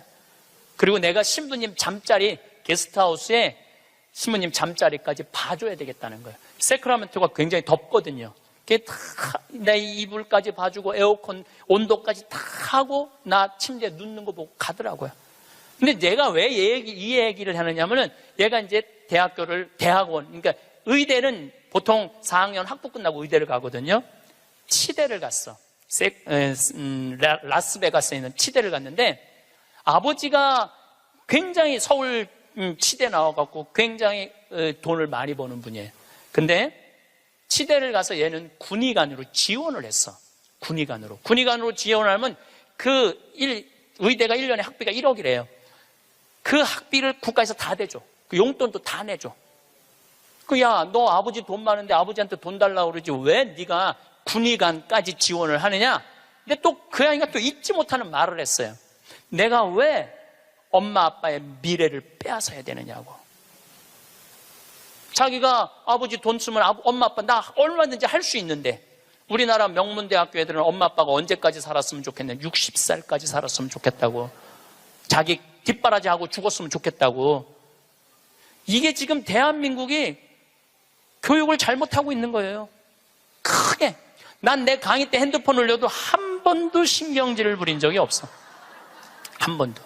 이것도 다 이해가 되더라고. 내 나이만 돼도 네 바지에서 올리는지 내 바지에서 올리는지도 몰라. 예. 또 우리 할머니들 내가 노인대학 강의해보면은 핸드폰이 울려도 이게 끌 줄을 몰라요. 유일한 방법은 받는 거야. 딱 봐도. 나 신부님 지금 강의 들어. 근데 저쪽에서 엄마 중요한 얘기야. 그러면 공간 개념이 없어져요. 말해봐. 그러고 나보다 더 크게 대화를 해. 무슨 일인데? 막 이러면서. 나이를 먹으면 어쩔 수가 없어요. 그래서 내가 깨워서 있으라는 거예요. 깨워서. 근데 저도 뭐 내 핸드폰 켜놨는지 꺼놨는지도 몰라. 근데 이 진짜 내 들은 얘기인데 어떤 자매가 핸드폰을 켜놨는지 꺼놨는지 핸드폰을 뭐 냉장고에 넣어놓고도 찾고 지갑도 잃어버리고 가방도 잃어버리는 자매가 있었대. 근데 여러분들 그렇죠? 지금 깜빡깜빡하죠? 옛날 같으면 46세 평균 연령이었을 때는 100년 전에 여러분들 지금 살아있는 사람 한 명도 없어. 다 죽었어. 근데 너무 오래 사니까 그런 일이 벌어지는 거야. 너무 오래 사니까. 잊어먹는 것도 많고. 근데 어떤 자매가 하도 건망증이 많은 자매가 너무 잘 잊어먹는데. 근데 한 번은 이제 운전을 하려고 딱 차에 탔는데 운전대가 없어졌더래. 운전대가.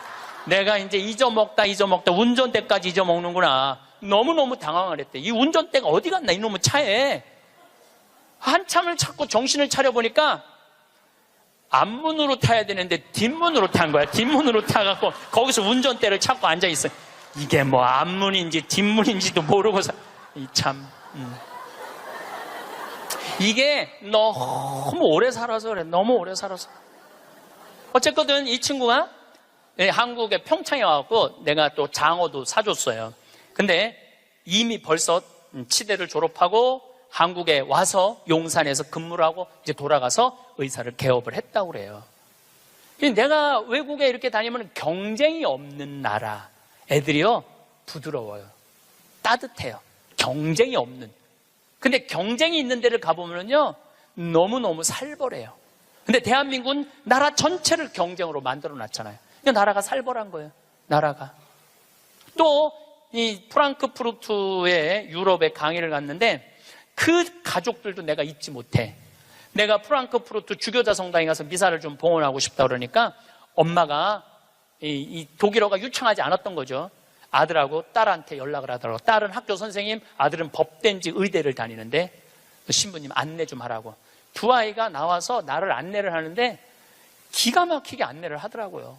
그리고 너무너무 음식도 잘 시키고 하나하나 설명을 해주는데 대한민국에서 여러분들 내가 명동에 가갖고 좀 명동 구경 좀 하고 싶으면 여러분들 자녀 중에 신부님 좀 안내 좀 하라고 그러면 여러분들 아들 중에 엄마가 가서 해. 내가 가서 해. 그러니까 이게 이 영어로 말하면 우리나라 애들은 프렌들리하지 않아요. 다정하지 않아요. 다정하지가 않아. 이 애들을 보면 굉장히 불편해 애들이. 이 지금 이러니 대한민국이 그러니 지금 이 자기 1년 후배를 벽돌로 머리를 깨고 소주병으로 때리는 애들이 앞으로 만들어갈 세상은 어떤 세상일 것 같아요? 지금 대한민국이요 교육제도를 바꾸지. 제가 아까 1000년, 100년, 10년, 2030년, 2040년 얘기하죠. 완전히 새로운 세상이 되고 있어요. 지금 공부 잘한다고 좋은 세상 끝났어요. 행복한 사람이 많아야지 행복한 나라가 되는 거예요. 그러니까 여러분도 행복한 나라를 가꿔야 돼요. 행복한 나라를. 나는 자연인이다라는 프로 어때요? 보셔요? 산에 가갖고 그분들 아마 사업 망하고 건강 해치고 이런 분들이에요. 근데 그분들 물론 선택해서 가는 거겠지. 이 방송사에서 조금 조작도 있을 거예요.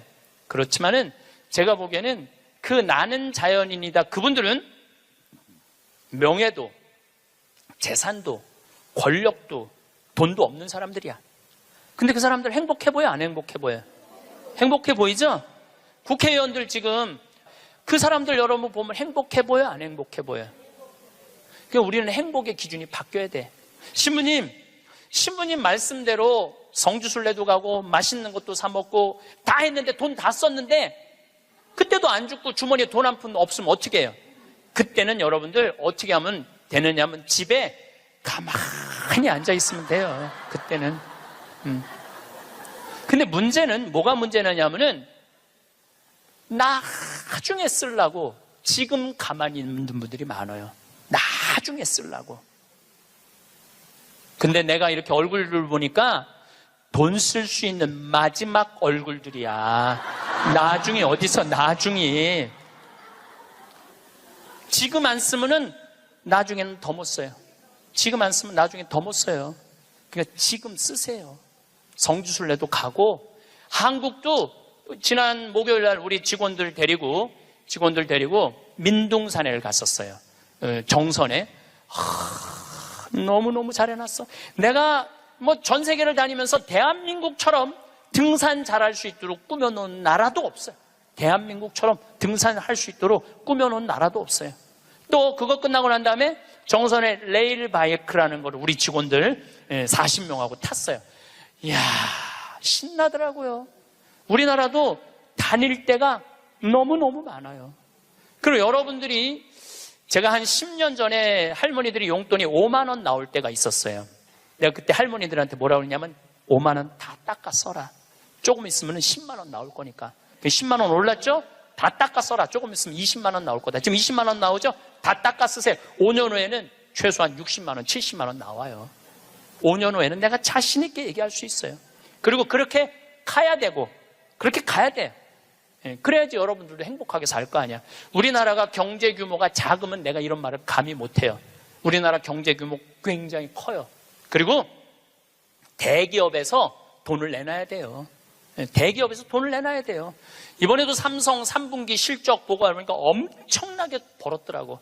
아는 사람도 대한민국에 나밖에 없을 거야. 근데 쓰러질 때 재산은 12조 5,900억이었어요. 쓰러질 때 12조 5,900억. 근데 3년 5개월 만에 주식이 올라갔고 20조야. 20조. 그런데 그 20조가 무슨 의미가 있을까요? 아무 의미가 없어요. 재물은요, 내가 나눌 때 의미가 있는 거예요. 나 혼자 이걸 가지고 나 돈 많다고 자랑하는 건 아무 의미가 없어요. 그래서 인생은 여러분들, 이제는 여러분들이 자아 완성이라는 큰 숙제가 남아있어요. 이제 뭐 출세할 것도 아니고 판사 될 것도 아니고 검사 될 것도 아니고 국회의원 될 것도 아니고 대통령 될 것도 아니잖아요.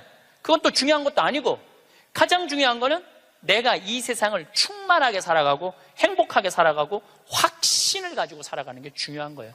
그러려면 자아 안성을 하기 위해서 뭐가 필요하냐면 깨달음이 필요한 거예요. 깨달음. 깨달으려고 여기 나온 거 아니에요? 그렇죠? 오늘 많이 깨달았죠? 여러분들은 내가 봐도 훌륭한 분들이야. 훌륭한 분들이야. 예. 여러분들 정말 훌륭한 분들이에요. 여러분들 같은 마음이 많은 분들이 있으면 대한민국은 행복해요. 제가 사제로 살면서 처음에는 몰랐어요. 사제가 얼마나 위대한 일을 할 수 있는 사람인가를 몰랐어요. 그냥 신부 강론하고 미사하는 건 줄만 알았어요. 근데 지난번에 우리 평화방송에서 성서 황차현 신부와 함께 따라는 성경 여행 있죠? 예, 그거를 하면서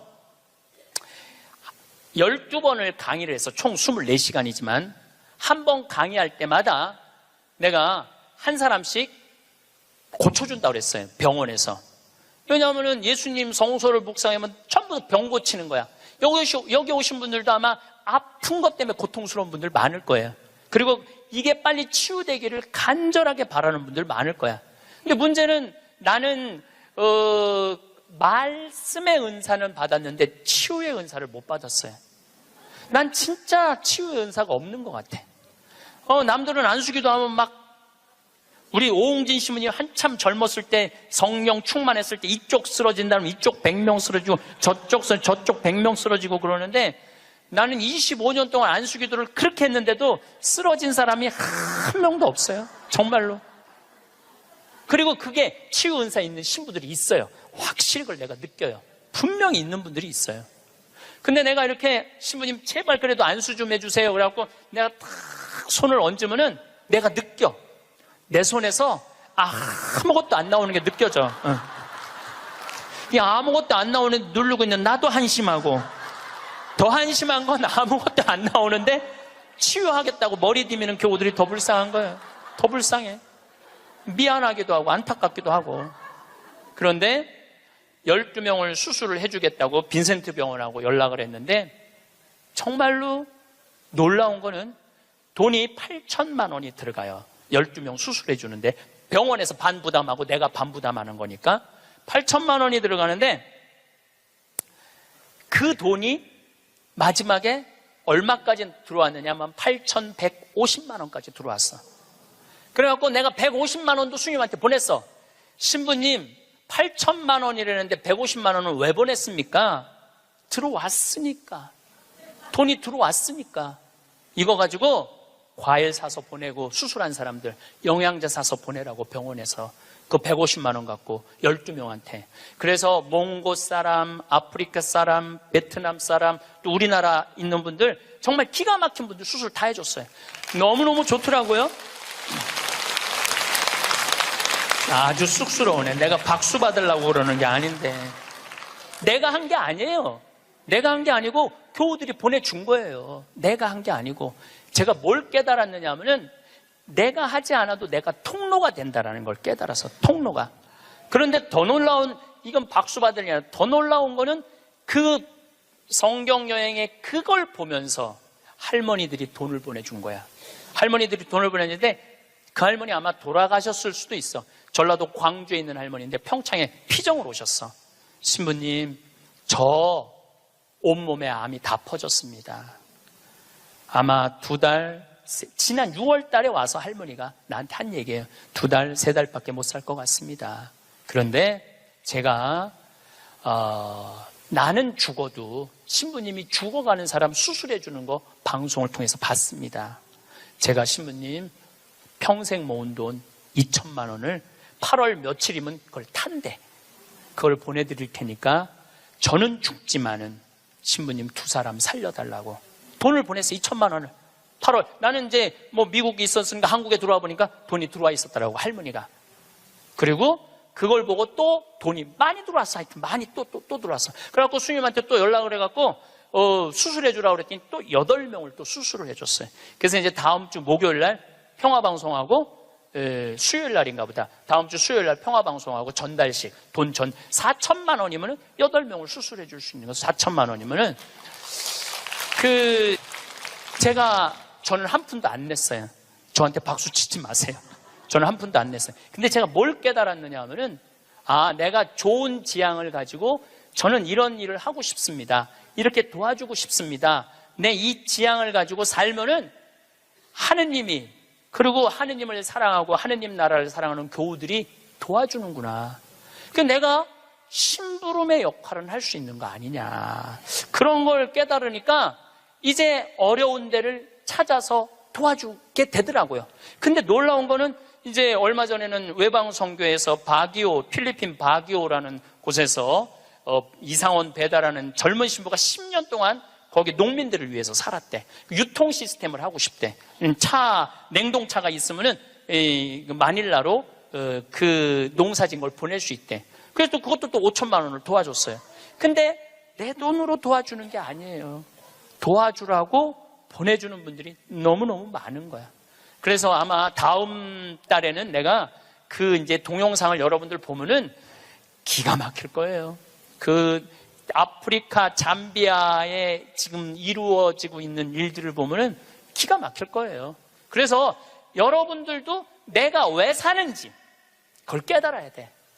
내가 왜 사는 이유가 있을 거 아니에요. 아니 그냥 살아? 그냥 아니 내가 하다 못해. 여러분들 자식들한테도 성당 나오는 자식들한테 성당 안 나오죠 자식들. 여러분들은 전부 다 열심히 한 분들 아니야. 그럼 제일 고민이 뭐야? 자식 성당 나오는 거 아니야. 그렇죠? 성당 나왔으면 좋겠어. 근데 애들은 성당 나가기 싫어. 먹고 살기도 바쁘고 성당 나가면 이거 해라 저거 해라 싫어. 그래서 성당 나가기 싫은데 오래간만에 엄마네 집에 갔는데 어머니네 집에 갔는데 80 넘은 어머니가 웃으면서 얘기해도 성당 나갈까 말까 한데 머리는 하얗고 얼굴엔 주물이 자글자글하고 웃어도 이쁠까 말까 한데 거기다 인상을 써가면서 성당 좀 나와. 어떤 놈이 성당 나가고 싶어? 더 나가기 싫지. 근데 여러분들 그렇게 말하면 그건 성교가 아니에요.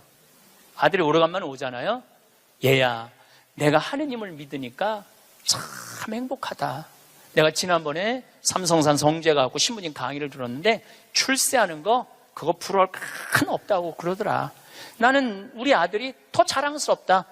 나는 너를 보면은 너무 자식 하나 잘 얻었다고 생각한다. 나는 하느님한테 너무너무 감사하고 내가 사는 게 너무너무 기쁘다. 한마디 또 해서 신부님이 나를 얼굴을 보는 돈 쓸 수 있는 마지막 기회라고 그러더라. 그래서 내가 지난번에 냉면 가서 사 먹었는데 오장동에 가서 냉면 사면 너무 맛있더라. 나는 하느님 믿어서 너무너무 행복하다. 그리고 여러분들이 돌아가셔서 세상을 떠났어. 난 천당 갈 거다. 아들이 먹고 살기 힘들고 사는 게 지칠 때 엄마 생각하겠죠. 야, 우리 엄마가 살아생전에 그렇게 하느님 믿어서 행복하다는데 나도 하느님한테 가야지. 여러분들이 하늘나라의 증표가 될 수 있는 거예요. 그것도 나누는 거예요. 그것도. 저는 물을 볼 줄 알아요. 밑에 또 물 봐달라고 그러는 사람 또 있으면 안 되는데 운물, 그러니까 대수층에 한 20m, 30m의 물을 봐요. 근데 한국에서는 제가 물 안 봐요. 아프리카에서 잠비아에서는 내가 물을 봐요. 여기 물 나온다. 찍으면 딱 나와. 그거 얼마나 좋은지 몰라. 내 능력으로 여기에 우물을 팔 수 있는 자리를 찍어낼 수 있다는 게 얼마나 좋은지 몰라요. 얼마나 좋아. 그러려면 뭐를 해야 돼? 공부를 해야지. 그냥 봐. 배워야지. 내가 그래서 물 보는 책을 2권, 3권을 사서 읽었어요. 수맥 보는 방법을. 그 논문으로도 나왔더라고, 그게. 그냥 하는 게 아니라 논문으로 나왔더라고, 논문으로. 그러니까 내 차에는 항상 그 은 막대가 있어요. 그것도 보기 쉬워요. 하나 깨달으면 하나 나눠줄 수 있잖아. 그러니까 여러분들도 공부하라는 거예요, 공부. 신부님 어떻게 공부를 해요? 이 유튜브가 대학교예요. 유튜브 안에 이 성서 강의도 다 올라와 있어. 그리고 요즘 4차 산업에 대해서 기가 막히게 교수들이 해놨더라고요. 그러니까 여러분들 공부하세요. 맨날 드라마나 그냥 맨날 네 아들이냐 내 아들이냐 뭐 이런 거 그런 거 시청하지 마시고 좋은 유튜브 공부 많이 하세요. 그리고 이렇게 피정 다니는 것도 최고의 공부야. 자, 깨달음을 얻었다면 그 다음에 하는 일은 나눔이야. 나눔. 빌 게이츠, 이 참 대단한 사람이에요. 빌 게이츠 부인이 멜린다예요. 빌 게이츠하고 워렌 버핏이 지금 자선 기금을 거의 $1,000억 모았어요. 그런데 빌 게이츠는 돈을 벌고 멜린다라는 부인은 자선 사업을 해요. 아프리카에 말라리아, 에이즈. 내가 거기 가보니까 그 재단에서 약을 보내주더라고요. 그래갖고 그 멜린다 여사가 지금 살린 사람만 70만 명을 살렸대요. 70만 명을 살렸대. 여러분들 멋있지 않아요? 그 정도 부분은 돼야죠.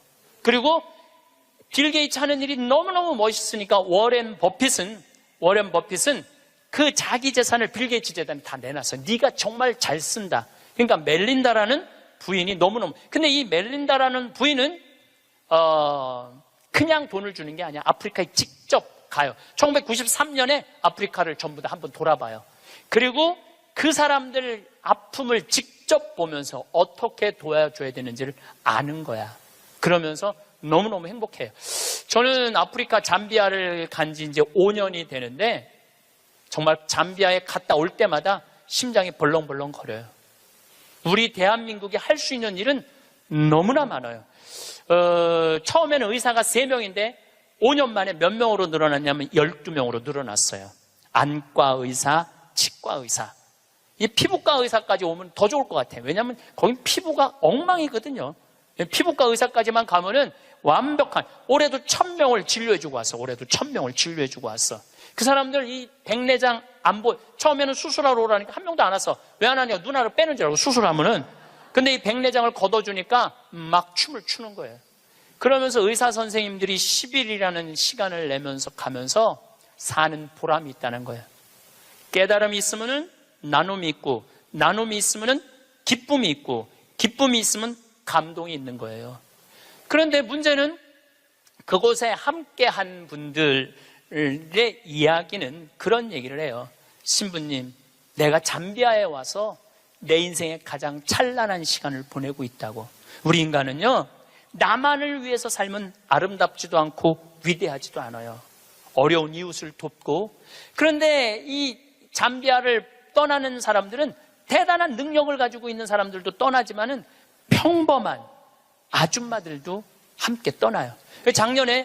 올해 20명이 자원봉사자들을 모았는데 110명이 지원을 했어, 한국에서. 그 중에 90명이 떨어졌어. 90명이 떨어지면서 한다는 소리가 내 돈 내고 내가 가서 봉사하겠다는데도 떨어져야 되느냐고, 그런 얘기를 하더라고요. 저는 이제 대한민국이 정말로 행복하려고 그러면은 나눠야 돼요. 대한민국이 행복하려고 그러려면은 지금 교육제도는 바뀌어야 돼요. 학교에서 등수 매기지 말아야 돼요. 학교에서 지금 고등학교 애들 음악 시간, 체육 시간 없애고 있어요. 공부해야 된다고. 내가 보니까 정신 나간 짓이에요. 아이들이 노래를 하면서, 공을 차면서 사회성을 배우는 거예요. 책상에 앉아고 공부만 하잖아요. 얘네들은 아무것도 쓸데 없는 애들이에요. 여러분들 공부 못하면 신부님 뭘 먹고 살아요? 지금 대한민국의 공장에 외국인 노동자가 150만 명이에요. 우리 형님도 공장을 운영하는데 외국인도 한 달에 240만 원을 줘야 된대요. 그러면은 내가 펜대 굴릴 생각 안 하고 몸으로 해갖고, 여러분들 지금 공장에 가면은 천지가 돈 200~300만 원 다 받아요. 근데 우리는 뭐만 배웠어? 공부만 배웠고, 출세만 배웠고, 최고 높은 자리에 올라가는 것만 배웠어. 공장에서 일하는 건 용납을 할 수가 없는 거야, 자존심 상해서. 그래서 명문대학교 나온 애들 50%가 취직이 안 된 애들이 집에서 놀고 있는 거야. 누구 거 빼먹고 살아? 엄마 아빠 미래를 빼먹고 살고 있는 거예요. 엄마 아빠 미래를. 근데 이게 왜 그러냐면 대한민국이 잘못 키워서 그래요. 잘못 키워서. 몸으로 사는 거는 결코 나쁜 게 아니에요. 몸으로 사는 것처럼 솔직하고 정직한 게 없는 거예요. 그래서 여러분들도 정말 애들을 공부로 가르치지 말고 사람을 가르치는 교육을 저는 했으면 참 좋을 것 같아요. 이제 다음 마지막으로 이렇게 살았으면 어떻게 죽어야 되느냐. 이 죽는 것도 큰 숙제예요.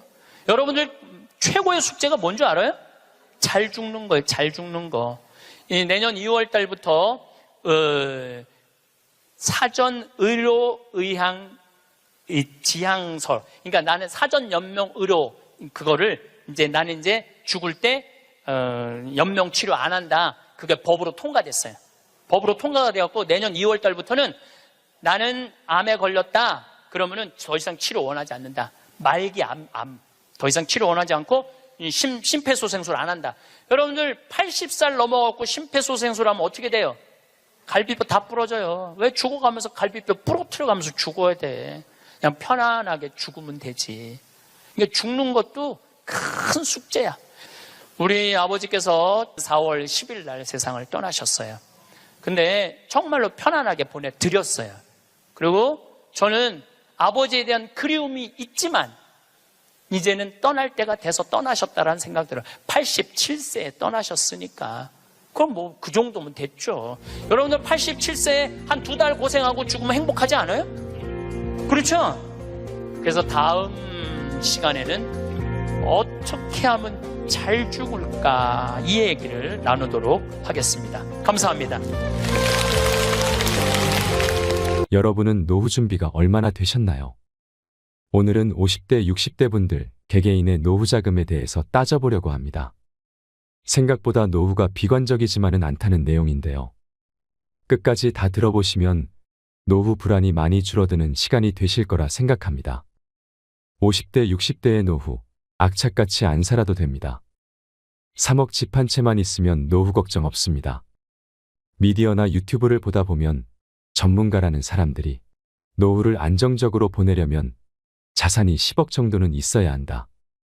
한 달에 500에서 600만 원 정도는 안정적으로 들어와야 한다. 이런 얘기를 하는 영상들을 보셨을 겁니다.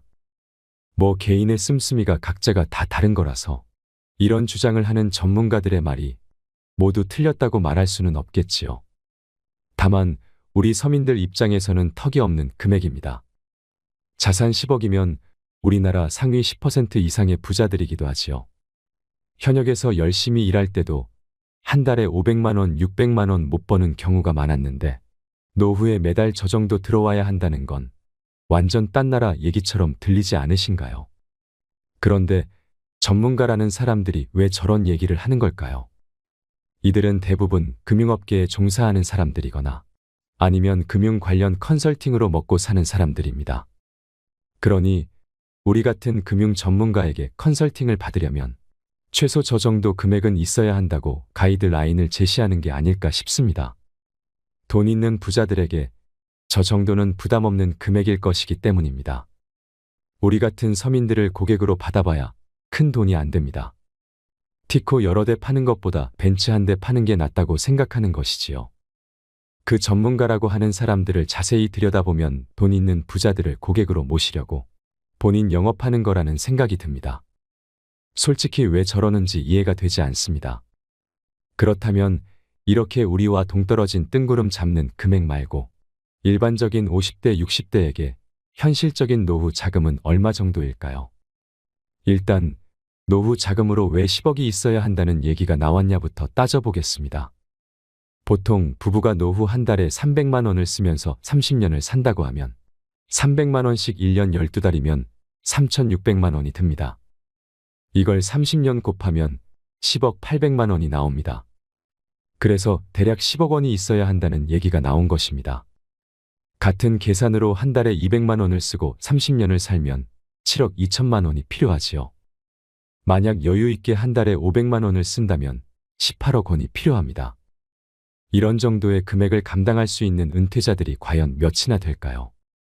보통 금융 전문가들은 이 금액을 대략적으로 계산해서 알려주고 이건 물가 상승률을 반영하지 않은 거라 실제로는 더 많은 돈, 더 많은 노후 자금이 필요하다고 겁을 주고 시작합니다. 이런 얘기를 들으면 노후에 대해서 눈앞이 캄캄해지는 이런 거에 휘둘리지 않으셔도 됩니다. 노후 자금이 어느 정도 필요할지는 각자의 생활 방식에 따라서 다 다릅니다. 누구는 한 달에 1천만 원이 있어도 부족할 수 있고 또 한 달에 100만 원만 있어도 산다는 사람도 있습니다. 사람에 따라 천차만별이고 60대 때의 생활비와 70대가 됐을 때의 생활비, 그리고 또 80대 때의 생활비도 차이가 나는 것이 당연합니다. 부부 중 한 명이 먼저 사망하게 되면 또 차이가 날 것이지요. 지방에 사는 경우와 대도시에 사는 경우도 분명 차이가 날 것입니다. 올해 1월 KB금융지주가 조사 발표한 노후 준비 진단과 거주지 선택 조건 보고서에 따르면 2018년 조사와 차이가 큰데요. 은퇴 후 부부가 기본적인 의식주 해결만을 위한 최소 생활비로 월 251만 원이 든다고 합니다. 하지만 어디 밥만 먹고 살 수 있나요? 여행도 다니고 손주 들어오면 용돈도 좀 주고 가끔 친구들 만나고 하는 품위 유지비까지 포함한 적정 생활비로는 월 369만 원이 된다고 합니다. 251만 원에서 369만 원 정도가 노후 한 달을 사는데 필요한 금액이라는 건데요. 이 금액이 노후 생활비로 너무 많다고 생각하는 분들도 있으실 거고 또 부족하다고 생각하시는 분들도 물론 있을 겁니다.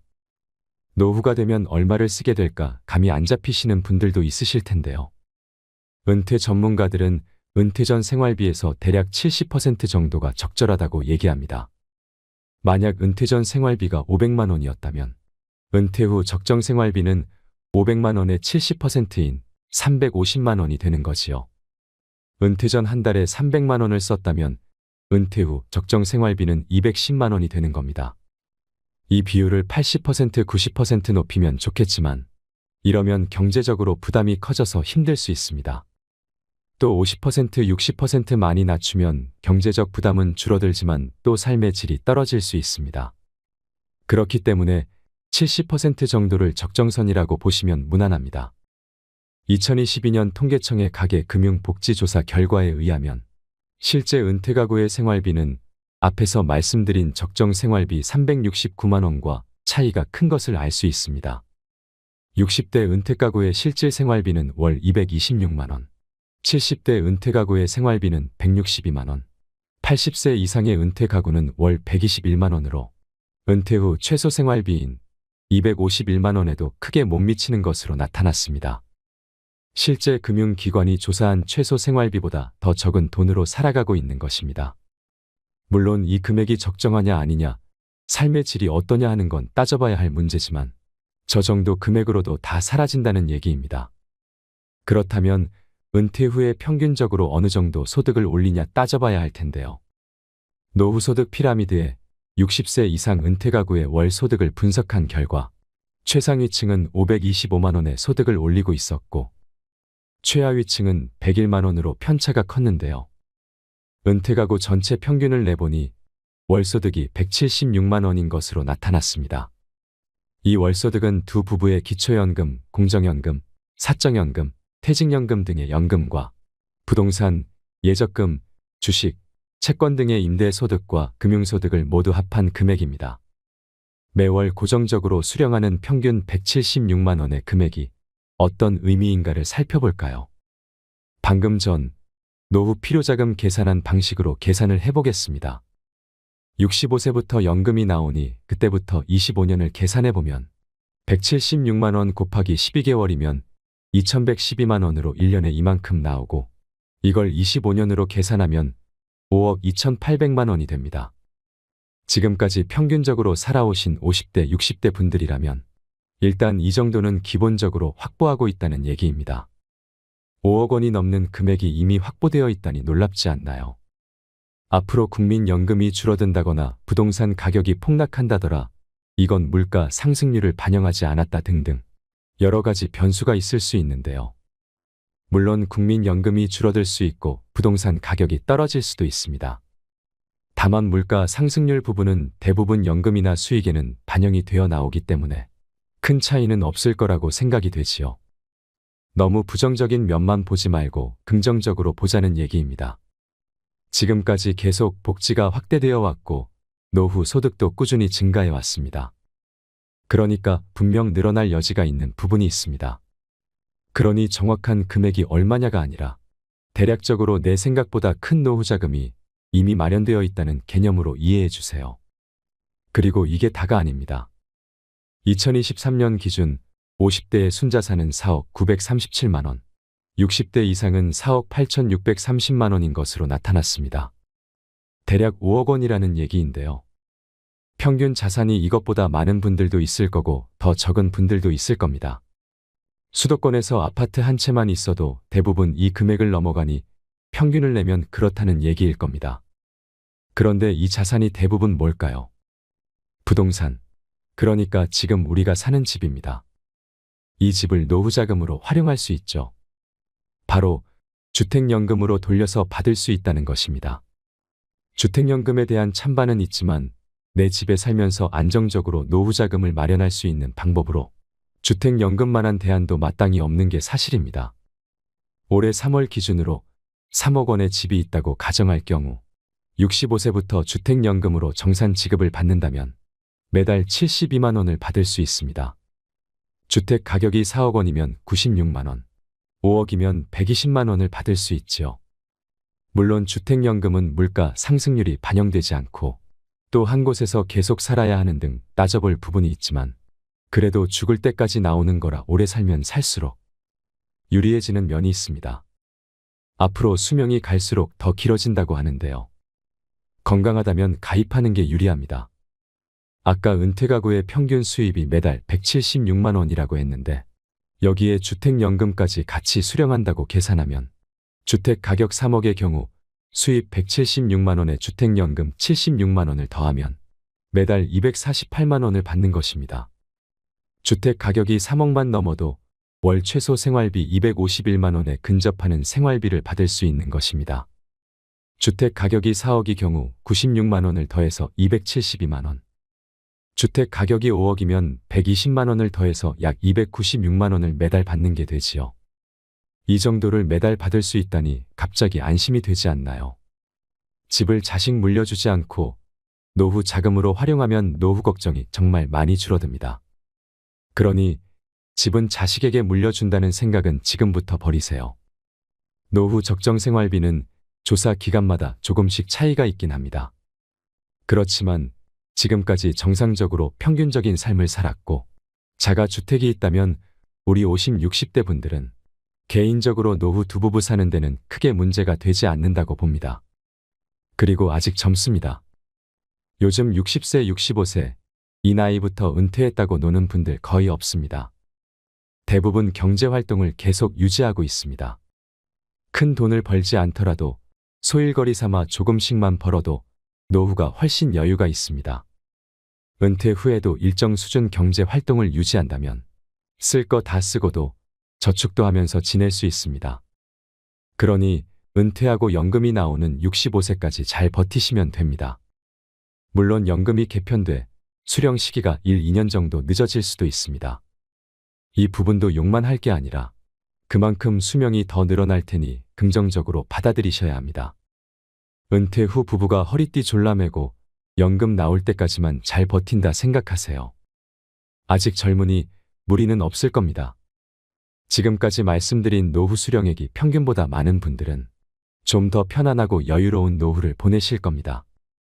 반대로 수령액이 평균보다 낮은 분들은 이후로도 조금 더 노력을 하셔야 합니다. 꾸준히 일정 금액 이상 소득을 올릴 방안을 찾으셔야 합니다. 또 지출을 줄여서라도 삶의 균형을 찾으셔야 하지요. 물론 평균을 일반화시켜서 말씀드린 거라 제가 앞서 말씀드린 내용이 모두에게 딱 맞지는 않을 것입니다. 말씀드리는 핵심은 금융 전문가나 금융사가 겁주는 것처럼 정말로 노후에 어마어마하게 큰 돈이 필요한 게 아니라는 것입니다. 모자라는 돈을 또 지금부터 다 마련해야 하는 것도 아니고요. 지금까지 열심히 살아오셨고 앞에서 말씀드린 것처럼 평균 수준의 삶을 살아오셨다면 이 정도에서 아주 많이 벗어나지는 않을 거라는 겁니다. 그러니 노후가 막막하다는 막연한 생각은 내려놓으셨으면 좋겠습니다. 지금까지 50대, 60대의 노후가 그리 어둡지만은 않다는 얘기를 개인적인 차원에서 말씀드렸는데요. 말이 나온 김에 배우자분과 함께 국민연금, 퇴직연금, 개인연금 등 받을 연금이 얼마인지 그리고 주택연금을 신청하면 얼마나 받을 수 있나 하는 부분도 확인을 해보시길 바랍니다. 확인해 보시면 지금까지 하던 막연한 노후 걱정보다는 현실이 더 괜찮다는 생각이 드실 겁니다. 저도 확인해 보니 많이 안심이 되더라고요. 여러분들의 여유롭고 편안한 노후를 응원하겠습니다. 이상으로 책틀맨이었습니다. 영상 끝까지 봐주셔서 감사드립니다.